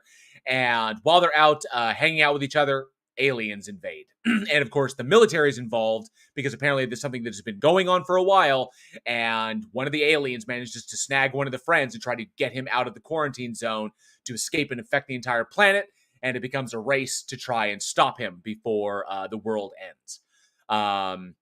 As the resident member of the military, do you have any comments on this film? He's muted. He can't say anything. Maybe he's setting up. Oh, we're gonna get okay. Because the military features so heavily in this, I gotta get Eugene's opinion on this, because you always gotta wonder if the military is being like displayed correctly or it's being like handled accurately in the film. So, but nonetheless, obviously, I will agree with what everybody's pretty much saying, is that this film, for all of the money they spent, for everything that was all the dedicated manpower and all the work that went into making this movie, shooting on location, decent special effects, really, really gory, kind of gross shit. Yeah, it was a goddamn waste of potential. I agree with sarcasm on that. So much wasted potential. Having read the book first, the movie just makes me sad. Exactly. Because there is a shit ton. A shit ton more in the book than is in the movie. The problem that I have with this one, predominantly, that's just a rehash of the plot of Meatballs 2. That's hilarious. Because, of course, the government has to be on this because they're covering up their bullshit. Absolutely. So, I have to say, trying to parse out exactly what happened with this movie. First and foremost, I have to say, it feels very much like a lot of this movie got left on the cutting room floor. There are pacing issues and tempo issues throughout the entire fucking thing, which is just not normal for a Lawrence Kasdan, for a Kasdan production, or even a William Goldman script. There are pacing issues and tonal issues, tone shifts throughout the whole thing that make no fucking sense. There are scenes that feel like they should have taken place earlier in the movie that then get turned around and get put in other places. That the whole like Tom Sizemore's arc, and rest in peace Tom Sizemore. Tom Sizemore's arc is so confoundingly weird. There's the pacing of that, his turnaround from the diehard fanatic to the I'm going to go against the guy that basically raised me in what I am is so fast, and there's no real justification for it. Just this guy who tells him something, and he's completely uncritical about it. And Aaron Reese says the internal psychic struggle from the book is damn near impossible to transfer to film. Agreed. I will agree with that. The best you can get is Morgan Freeman going wow, I don't know what this is. Maybe I'm getting old. I think that's a big problem here, is that there was a lot of the film that probably wound up on the cutting room floor, and they tried to basically ramp up the action to keep the energy up because there's so much slow burn in this. As we're developing the characters, developing the relationship, we got the relationship of all the characters of the four primaries with themselves, the relationship of the four primaries with Douglas, with Duddits. Then you got the relationship between the general and the major. Okay, you got relationships all over the place that need to be fleshed out in order to give this shit any weight. But that drags things out, and the movie is already way too long. So the editing on this was just, in my opinion, was absolutely atrocious. I would hate to see what happened on the cutting room floor with this one. So this is something, I don't know if it was studio interference. I don't know the script. I don't know how it got to the point that it is. But you want to talk about how editing can kill a film? This is the example right here, because I got lost. I got lost, and I got to the point I didn't care, because I was just it wasn't like some movies where man, what's going on? Like Lost Highway, when it's man, what's going on? I want to try to figure this out. Mm-hmm. No, this is just I don't know what the fuck's going on, and I just I don't care. It feels like a mistake. That's the terminology. It's Lost two different movies. Yeah, it's two different movies. And instead of when you look at say David Lynch, which was done on purpose, and because even his with Lost Highway had two main stories it focused on. With this, it felt like it was just a mess. It was they shot. Maybe they went into production without a script or a shot list or something that was changed so many times that when it finally got to editing, it was we don't know how this could make sense, because sometimes stuff like that happens where the script will change in the middle of production, and when you have scenes you've already shot that you can't change, and it has to somehow work with the scenes that you haven't shot yet, so you have some kind of cohesive story, and they just missed the mark. When I first saw the trailer, because I saw it in theaters back when it came out, I was like, okay, something Stephen King based. We got some Morgan Freeman action. Okay. Morgan Freeman, Thomas Jane, Timothy Oliphant, fucking Damian Lewis. What? Tom Sizemore is like, what? Donnie Wahlberg is like, Donnie Wahlberg, Sixth Sense. Fuck yes. Timothy Oliphant, everything he does. Fuck yes. Damian Lewis. Fuck yes. Oh, this is Damian Lewis, fresh off of too, who plays an awesome Major Dick Winters. Right? Yes, so, Dick Winters. Yes, and then he goes on. Then he goes on to do fucking Homeland, and then Billions. Damian Lewis could do anything, and then legendary character actor Tom Sizemore, legendary Morgan Freeman. And one thing I did like is Morgan Freeman being a fucking asshole. I did dig that he kind of like launched into that part. Hearing Morgan Freeman say the word cocksucker just kind of got me. It's like, and what's the opinion of those vaunted cocksuckers? Who's never been within 3 states of an ET. And I was like, I didn't know I needed to hear Morgan Freeman say the word cocksucker, because Stephen King is a fan of that word. He really is, going all the way back. He just, if you notice, Mist, it's in Mist. The Green Mile, it's in Green Mile. Fucking Shawshank, it's in that. He loves using the word cocksucker as much as he hates smoking. Because Stephen King has a he hates smokers. He cannot stand cigarettes, which is why cigarettes are like symbols in his storytelling.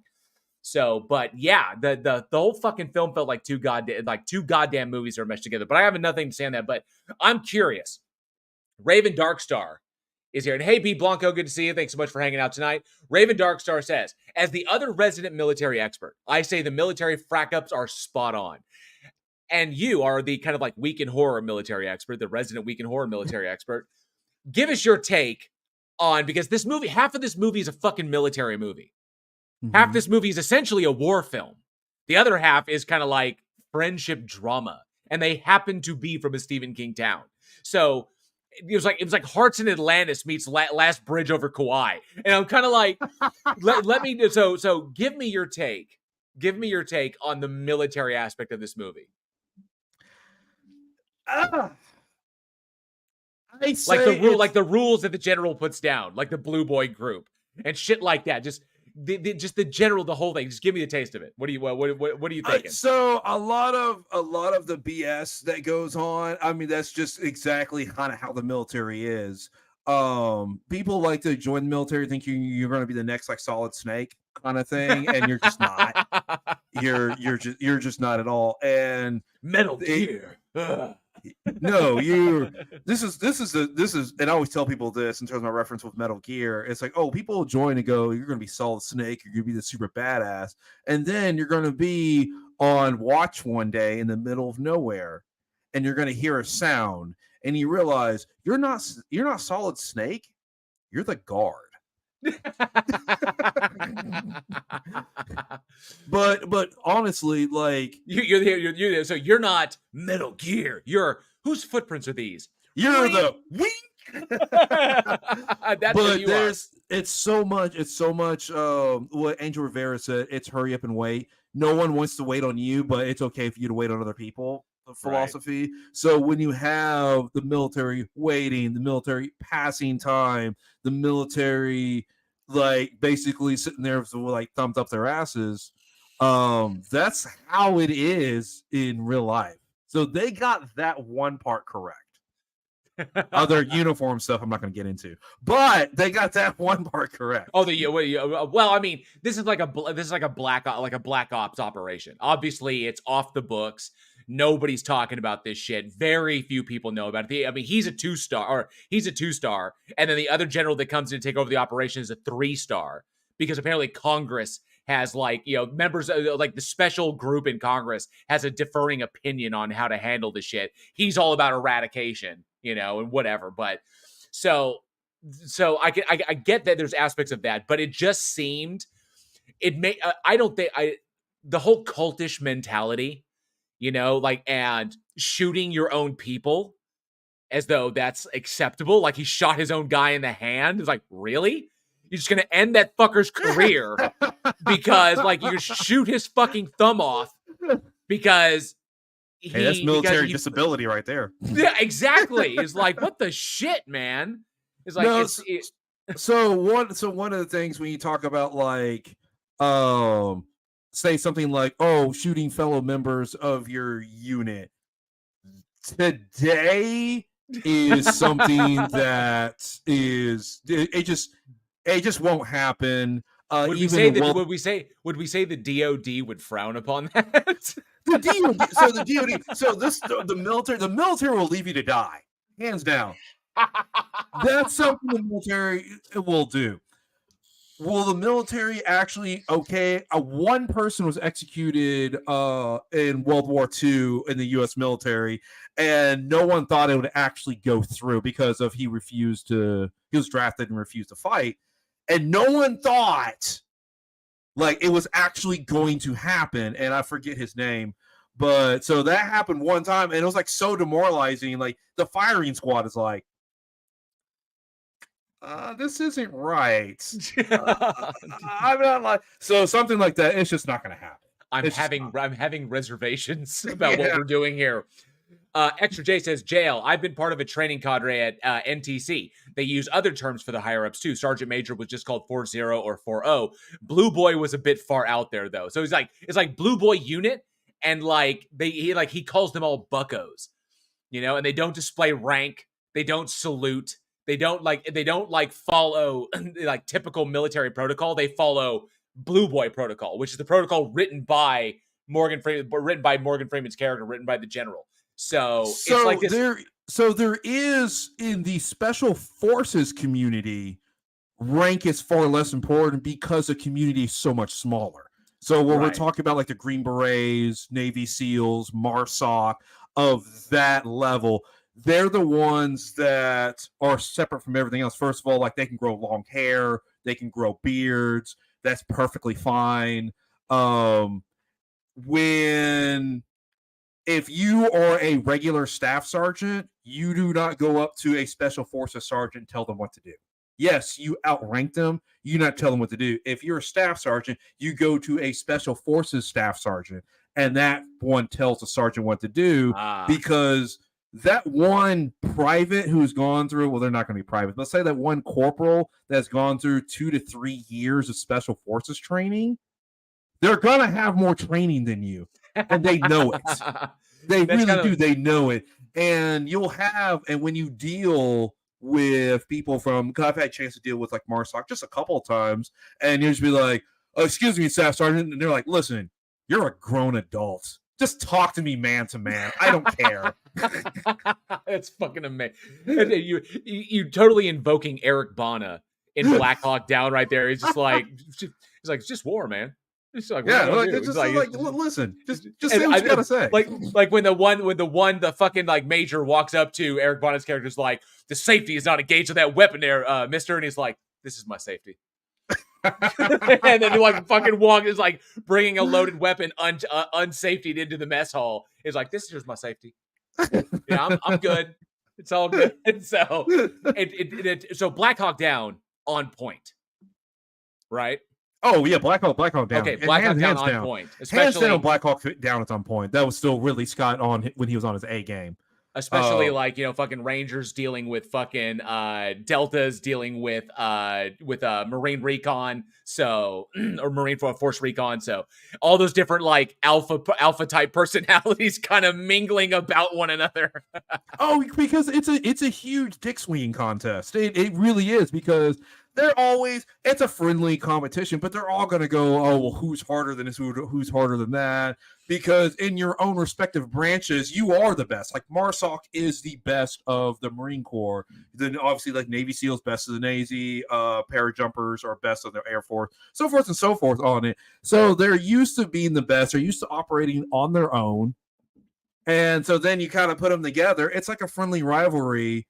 And a lot of times there's a lot of cross training that goes on also. So you'll have like Navy SEALs that will go through like armor sniper school.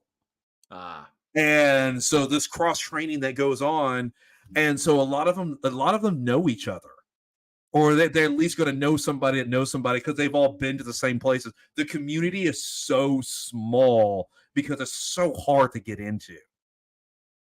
Andrew Rivera says it's a dysfunctional military family is what it is. And Hellson, good to see you, Hellson. Thanks for being here tonight. And it says Eugene, Army or Marine. I'll let you answer that. Marine Corps, Semper Fi. Raven Darkstar was Army. Eugene is Marine. Eugene was Marine. Hellson was Army 11B. Oh, that's infantry. That should be 11 Bang Bang, right? I think it was called. Fucking love it. So the kicker on this one, obviously the problem with I wanted to touch on the military shit because we don't often get to talk about military style films. Angel Rivera is Air Force. Awesome. Oh, awesome. I think all we need is Navy. I think we got everybody. Oh, come Except on. for Coast Guard. You get shit on the Coast Guard. Like, come on. Don't leave the fuck. What do they call Coast Guard? No, the Navy is squiddies. They call them squiddies. But Coast Guard, what do they call Coast Guard? Just the Coast Guard. I don't know. I never they don't even deserve a nickname. They don't even deserve like a pejorative. They just like, no, they're just the Coast Guard. Just like, sorry. It's like when I was in country, I didn't see any Coast Guard. So you got like jarheads, and then you got flyboys, and then you got squiddies, and what about the Coast Guard? Oh, you just the Coast Guard. So all right. So we don't get to talk about that. So I really wanted to touch on the military aspects of the film and how fucking ridiculous they were, because I got a sense that they were fucking ridiculous. And of course, the film in and of itself is just a chopped, hacked up mashup. The thing that killed me about this movie, the reason Dreamcatcher didn't work for me, is I got very much the feeling that Goldman and Kasdan, what they did for this film was essentially the same thing that has been done with other movies like Resident Evil: Welcome to Raccoon City, or Five Nights at Freddy's, or the Warcraft film. If you have any World of Warcraft fans that are out there, is that this movie felt like it was being made specifically for Stephen King fans. And while Stephen King has a giant fan base, he does. So does Resident Evil. So does Five Nights at Freddy's. So does Warcraft. So does a number of other movies that were made specifically for their fandoms. The problem is the entire general population is not a fan. I cannot be counted as a fan. They may know of you. They may be familiar with some of your shit. They may be familiar with your stuff by way of other people, like people know Stephen King through movies like Christine because they're fans of John Carpenter. So, or something of that nature. But the problem was, I feel that unlike Shawshank, unlike Green Mile, unlike Christine, unlike Gerald's Game, because fucking Flanagan has just a mastery of adapting King. Those movies are made for the general audience. They're taking King and then use like Cronenberg did with Dead Zone. Cut out all the extra King shit you don't need that only works in the book, and go with what works for the movie. Cronenberg could do it. Carpenter did it. What's his name? Fucking Shawshank. Darabont. Oh, Darabont. Yeah, Frank Darabont knows how to do it. That's the key. And unfortunately, they did not do that with this one. Way too much King shit that only should be in the books. Way too little shit that could have been expanded upon to make the entire experience more enjoyable.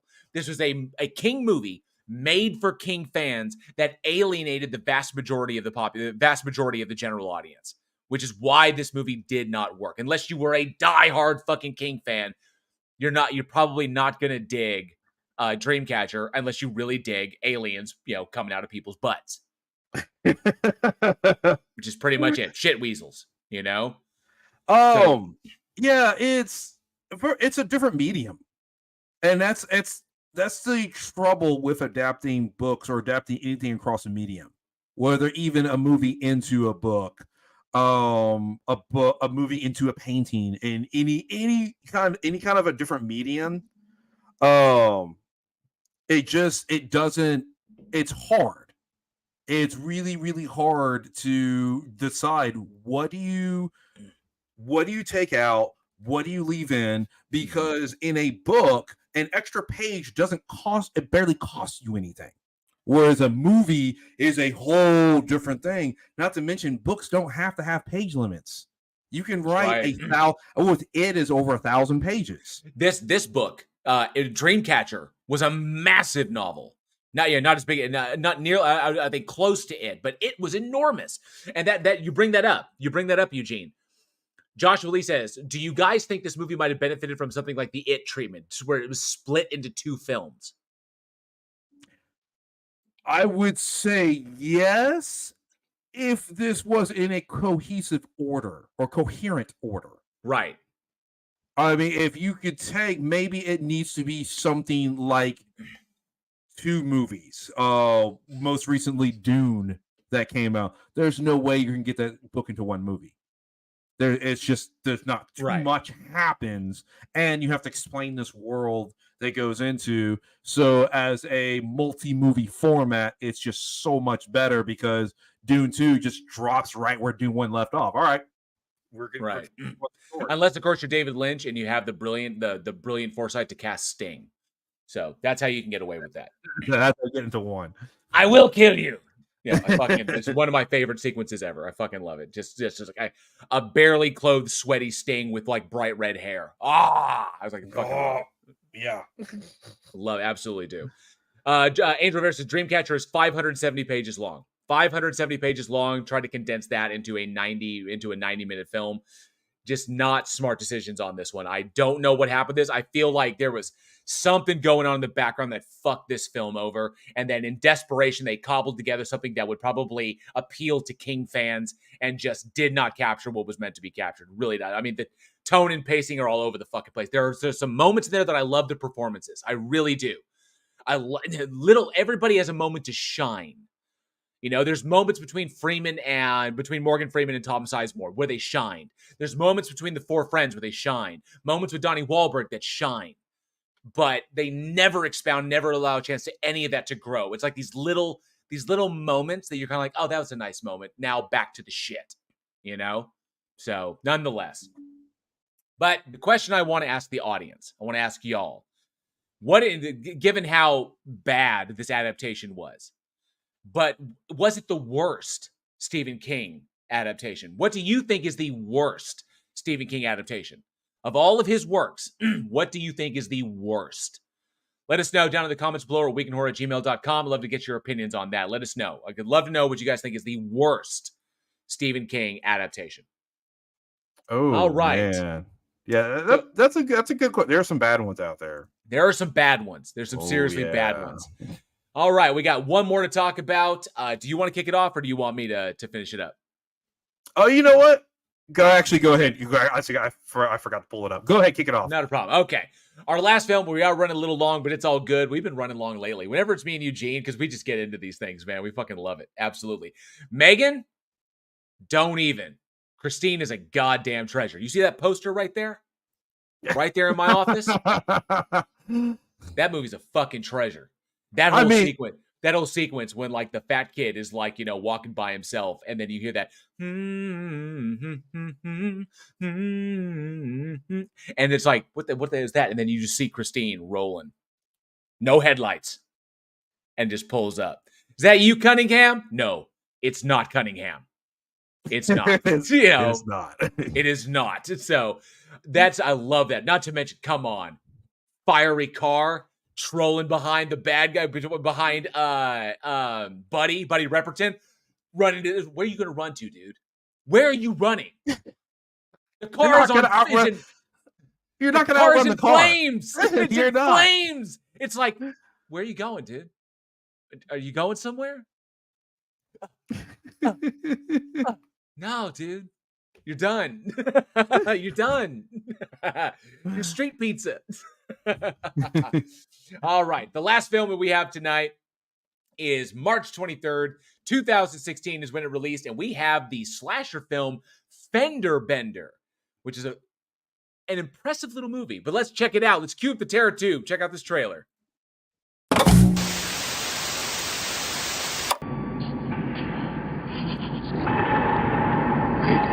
Wait.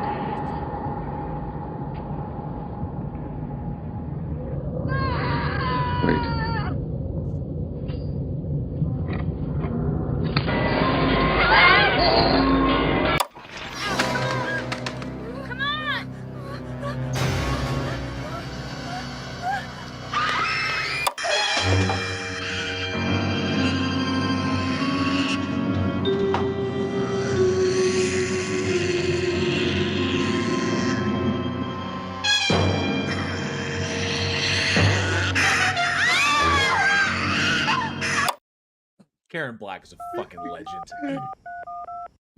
Lifetime Insurance, Mrs. Davidson speaking. Hi, Mrs. Davidson. This is Hillary Diaz. Oh, Hillary. Hi, sweetie. How are you? Actually, I am not so fine at the moment. That's why I'm calling. Oh no. I had an accident this morning. It was the craziest thing. I took my eye off the road for one moment to change the radio station. Next thing I knew, damn, you were right on top of me. How did he get your number? It's what you're supposed to do. You give your name, you give your phone number, your address, like everything pretty much. Hi, hon. This is Mrs. Davidson calling you back from Lifetime Insurance. Is everything okay? Well, to be honest, no. Hello? Mrs. Davidson, hello?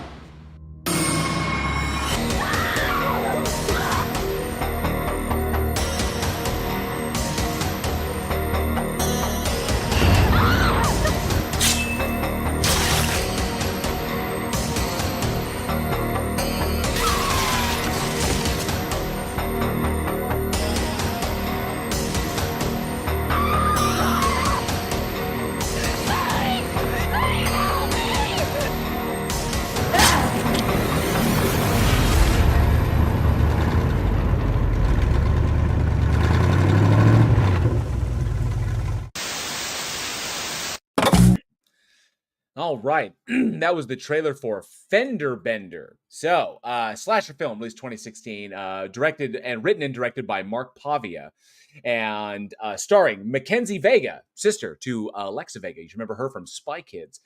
Dre Davis, Cassidy Freeman, Kelsey Leos Montoya, Harrison Sim, and Bill Sage. The film follows a young woman who one day is after breaking up with her boyfriend is rear-ended by this weird guy, and after exchanging information, goes home and winds up, as a punishment, getting left out of the family trip. So she's home alone, where the person who rear-ended her with all of her information comes to her house and proceeds to stalk and hunt her and her friends, to vicious effect.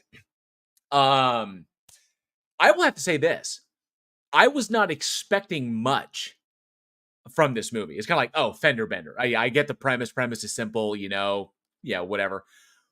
But the way it was shot, the way this was shot, the way the movie was paced, it really worked for me. I was kind of like, that's not bad. I mean, the acting is okay. It's not. There's some moments where it's kind of like that was like a really bad line reading. But there's some moments where the acting is not great. But I wasn't but that's the thing. I wasn't expecting the acting to be like amazing. It's a slasher film, do to go like this. But as far as like realism goes, I found to be a fairly effective little slasher film. Kind of like just a little. It's like, a little bit better than you would anticipate it being, which was a nice surprise. An effective villain, effective, like a plausible scenario. If you happen to give all of your personal information to a fucking stranger, shit like that. But in that whole scenario, I was like, not too shabby. The only thing I was like, could a dude who does that be that fucking prolific with that many driver's licenses in his car, that many trophies in his car? I don't know. Could he be that prolific? I have no idea. But I was, decent. And I saw it as kind of like, it's like a little cute movie. It's pretty straightforward. The design is cool. And about halfway through, I was like, okay, that design's pretty cool. It's kind of not bad. And then I thought of the band Slipknot. And all I saw was Slipknot from the rest of the movie. I pushed my fingers into my eyes. It was kind of like I would say a low key bad guy setup. The one thing that got me, and the reason I was kind of invested in it, was it surprised me. It got me was that the film both was entertaining, because it was better than I expected it to be. And the ending, the third act, was equally infuriating, because the film got me invested up to this point. And now we've got our lead character. We've got our lead character, and she is actually managing to kick some ass in a fairly realistic way. It's not like she's, breaking out the kung fu and shit. No, she's beating the motherfucker with a tire iron. A tire iron, I don't care how fucking bad you are. You brain someone with a goddamn tire iron. I don't care if you're 300 pounds and 7 feet tall. You're going down. Steel on skull works. I'm just saying. So there's some moment I was like, oh, okay. Catch him with the tire iron. Oh, that took some bite out of him. Yeah, it did. And then smart things like that. Stab him with the knife that was used to cut the drugged cake. And then you slowly see it in the character. Oh shit. She got him with the drugged cake knife, and now he himself has been poisoned. And so he's like, oh. And he starts slowing down a bit. Oh, okay, that's fortuitous. Then start beating the shit out of him with a fucking tire. Fuck yes. So it works, I like there were smart things, but then what the fuck? You have him, the guy's a killer, okay? He's killed both your friends and your ex-boyfriend viciously. He has taken the time to display their bodies around your property. Yep. Okay, now you see them. There's the body discovery sequence. You get him on the ground. You get in his car. You see he's a prolific serial killer with the driver's license trophies of all his victims. It looked like there are probably like 30 of them up there. He's on the ground. You actually managed to get over to him and get the cell phone out of his pocket without him doing the I'm still I'm still alive. And then you walk away and you leave his weapon lying right beside him. What the literal shit? Literally, all that build up to that, it almost felt like some Ninth Gate shit, which really fucking aggravated me. I was kind of like, ugh! You were so smart. You made smart decisions. You did smart things. You lost your friends because your friends were dumb, but you made smart decisions. You got the bad guy on the ground. The only problem is when you got him on the ground, you didn't stop. You stopped swinging. You don't stop swinging until you see white matter. That's the reality. You don't stop swinging until you see white. That's number 1, double tap. Double tap. No, sorry, that's cardio. Rule number 2, double tap. I thought rule number 2 was limber up. Oh, limber. What's it? Is it? No. Rule 2 is double tap. Yeah, rule 2 is double tap. I think rule 3 is limber up. Limber you up. You don't want to pull something. Yeah. You finished the job, and listen, they initiated it. You are defending yourself. Your life is on the line. So they created this life or death situation, and now you pull the advantage. It's their own fault that they get smoked. Exactly. I lost all sympathy for this girl. I had it for, I was like, this girl's going to make it. This girl's going to fucking make it. She's going to beat this badass, and it's going to be uncovered that he was like this monstrous asshole that's been just like murdering people. And the idea that this guy is trolling the highways. Basically, he kills his victim, steals as much cash as he has as they have on them, immediately goes to a gas station, gasses up, and the minute the gas light comes on, takes the next exit, finds another victim, and he's just traveling across the country doing this. Very Suspect Zero, and that's which I kind of dug. I kind of dug that idea there. But to have all this buildup, girl makes smart decisions. Part of her character arc was that she doesn't make smart decisions, and then she starts making smart decisions. And then right at the end, makes the dumbest fucking decision you could possibly fucking make. Your friends are strung up around you. Okay? This guy has taken the time to poison people, to track people like this. You know this fucker is bad. He shows up in your house, full leather, gimp suit, gimp style, with an improv weapon, with like a fucking stiletto, fucking. It looked like a goddamn it's like a extendable kind of like knife. I don't know. It almost looked like what is that? That it's like I can't remember the name. It's the tool you use to spread the shit before you lay like linoleum down. Yeah. And he turned it into a knife. It's like it seemed very impractical to me, but hey, man, whatever works. Whatever you need to get your jollies off. It's a slasher film. As a slasher, but. Literally, she had him. She fucking had him. And I'm not talking like maybe had him. No. No, he's like down on the count. And the thing is like she has so many options because she has a tire iron and she can just start beating. She can start going. She has the car. She can literally just run him over. Like outside. You don't like, even need the keys. You don't even need the keys. Just throw that fucker in neutral and just let it roll into him. All you got to do is steer. That's it. There's just so many things that you could have done, and it would have been better if the killer somehow overpowered at the end. It would have been better if he just survived and it's just like beat him and like that's it. She just carries on with her day, and it felt like it was just kind of tacked on. It's almost like the Judy Greer's character in the second Halloween.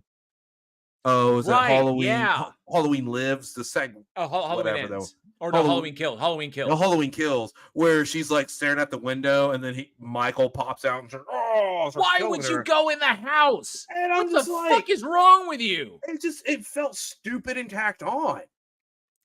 And I was so aggravated. I was so pissed at that scene. People are saying so it's pissed. a trowel. It's a trowel, but it no, because that's technically that could be a spade. I didn't think it was a trowel. It's whatever makeshift homemade fucking stabby device the guy made. It's like he converted one tool into another tool just to be like effective. But the way the handle on it was just kind of like, why would you do this? It's like a terribly impractical weapon, but nonetheless, it could be a shank for all we know. Like it was obnoxious as shit. I was kind of like, really, that's the rule. That's the number one rule. If you get the guy on the ground, you get him on the ground. You get the phone away from him. He's out. Like, he is out. Number one, you don't stop swinging until you see matter. Yeah. That's it. You don't stop swinging until you know it's impossible for that to get him. And the thing is like, she got him on the ground, got the advantage, and then she, like, takes her eye. It's not like she just turns her back and he pops her, and goes. Like, she walks into the house. Right. Like, she didn't like walk over and sit on the hood of the car with the phone in hand. No, with her weapon at the ready. No. She waits all the way until she gets in the house, goes in her bedroom, and is looking out the window. So it's like, and she looks at the window the first time, sees him there, whatever. But it's like, there's so many opportunities that he could have gotten up. And it's like, if you don't have the nerve to, like, finish them right there, you already got a phone.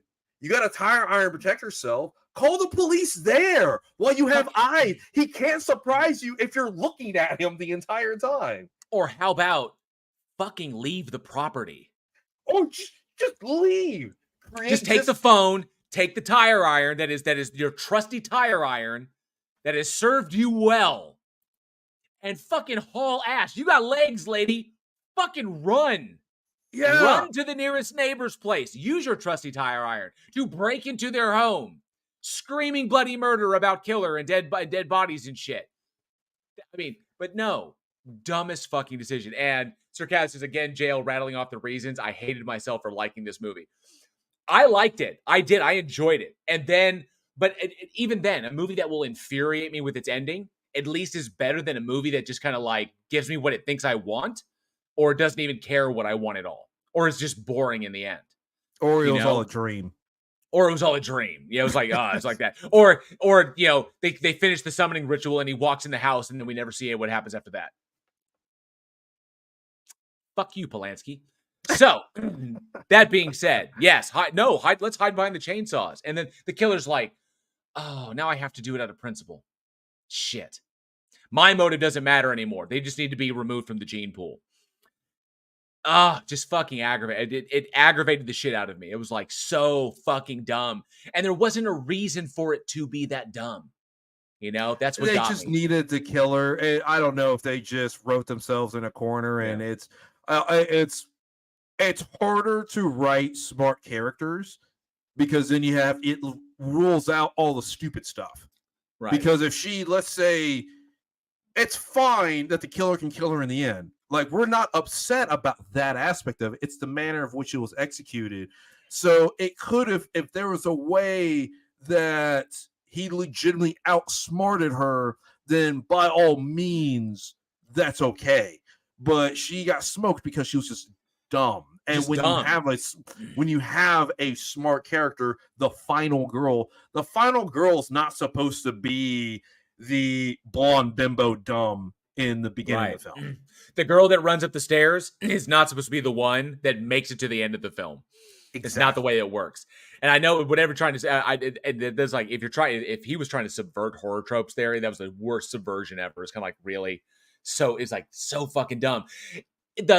I'll tell you what got me was that the film like propped itself up. It was like kind of like presented itself as kind of like a hitcher for the next generation. Okay, like, you know, you had Rutger Hauer and C. Thomas Howell fucking rocking it. I had a clip of that in the Terror Tube like that. Rutger Hauer, C. Thomas Howell fucking laying it out. Then you had Sean Bean or Sean Bond, however you want to pronounce that. Sean Bond fucking taking it to the next level with in the Hitcher remake from 2009. Mm-hmm. And then they set this one up. It's a little bit different. They call him the driver. I mean, the character's name is the driver. Okay. You know, in the book or in the Hitcher, it was Ryder. You know, Ryder. And so it's kind of in the vein of the Hitcher, but it was the cat and mouse aspect and the good guy finding what he needs to overcome the bad guy. That's the whole point. And this one, it just like, it sets it up. It's kind of like a new version of the Hitcher with a bit of a cautionary tale. Don't pick up hitchhikers was that one. This one is, don't give your fucking information to goddamn strangers. You know? And like that premise alone is a good premise. Right. Somebody who purposely rear ends people. He drives an older car. Those cars are made of steel. So a light fender bender is not going to do anything to his car versus newer cars. So it's a good premise.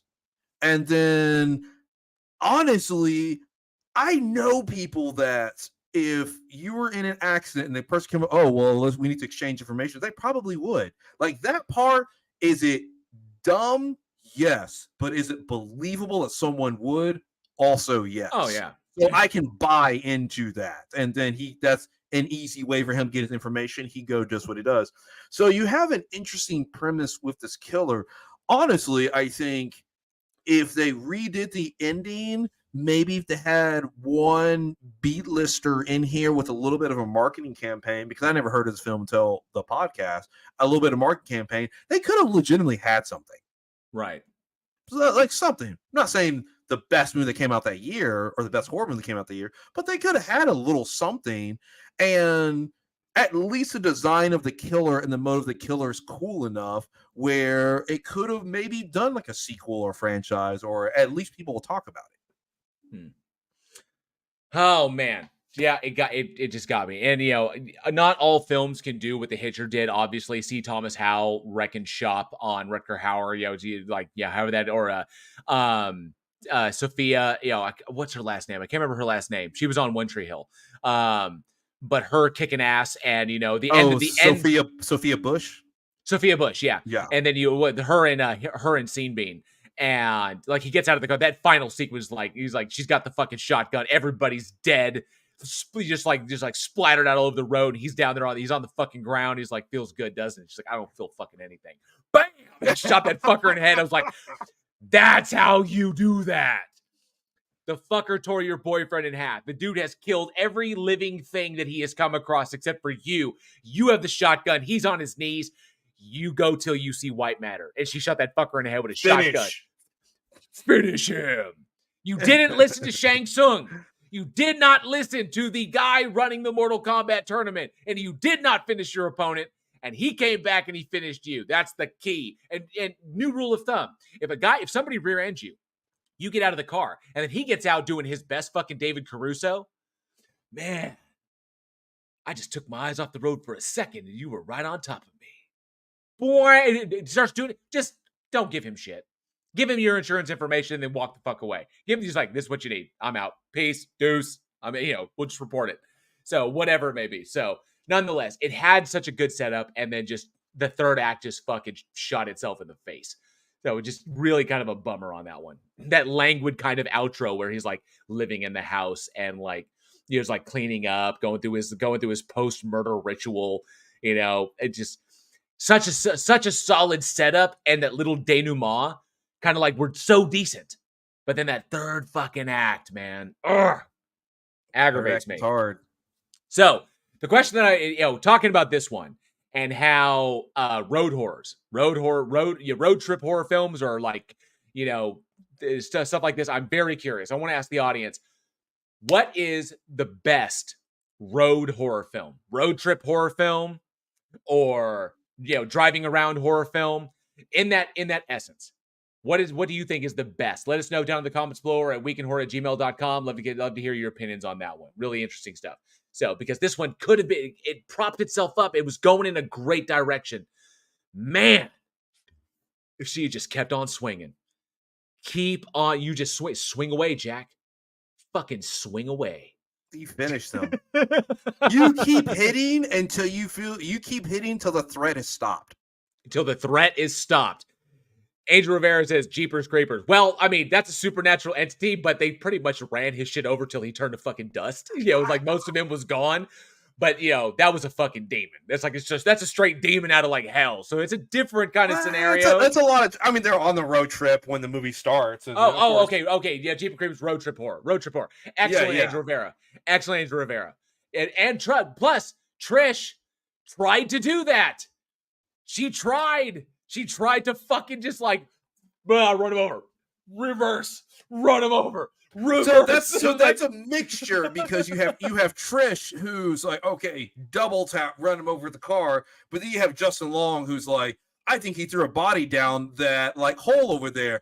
I'm going to dive in, hold my feet. So no. Yeah. Dude. Oh, and the meta humor. Those moments in horror movies when people do something really, really stupid and everybody hates them for it? That's right now. It's like, yeah, it's pretty much. Yeah. All right. Fucking love it. All right. Well, it is that time. That was the last film. So you know what time it is. What time is it, Eugene? It's trivia time.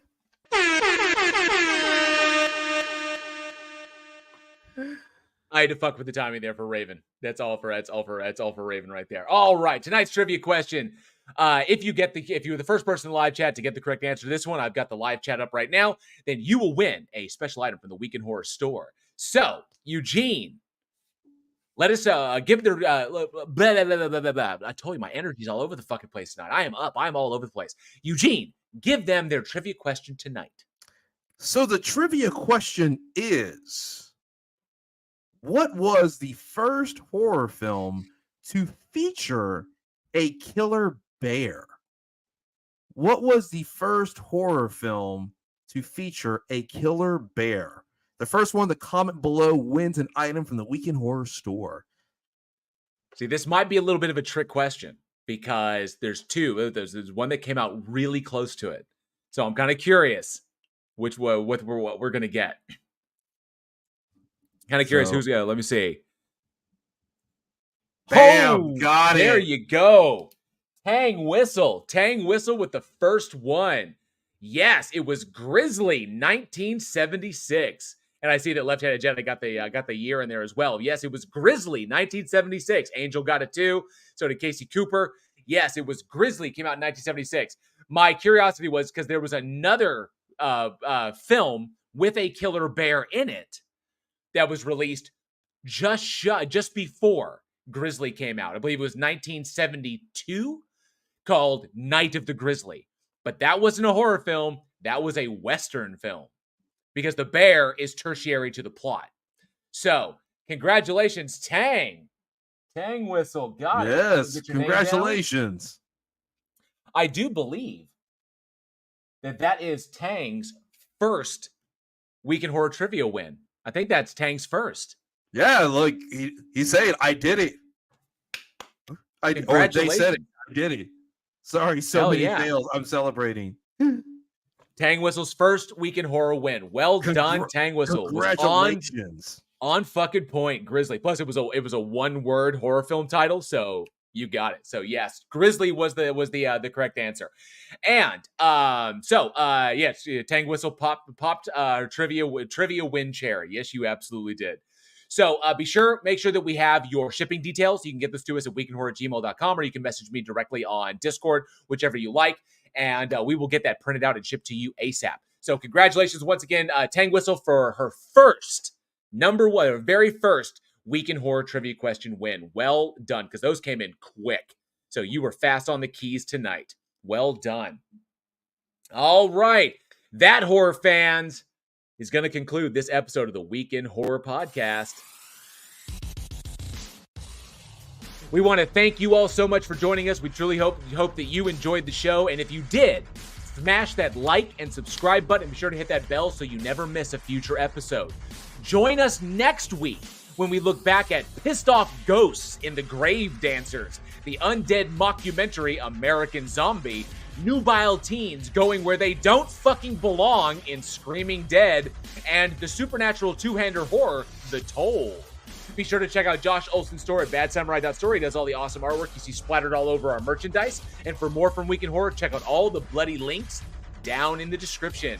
You can follow us on the socials for the daily splatter, your daily horror recommendation. Join our Discord for watch parties, big announcements, all kinds of horror shenanigans.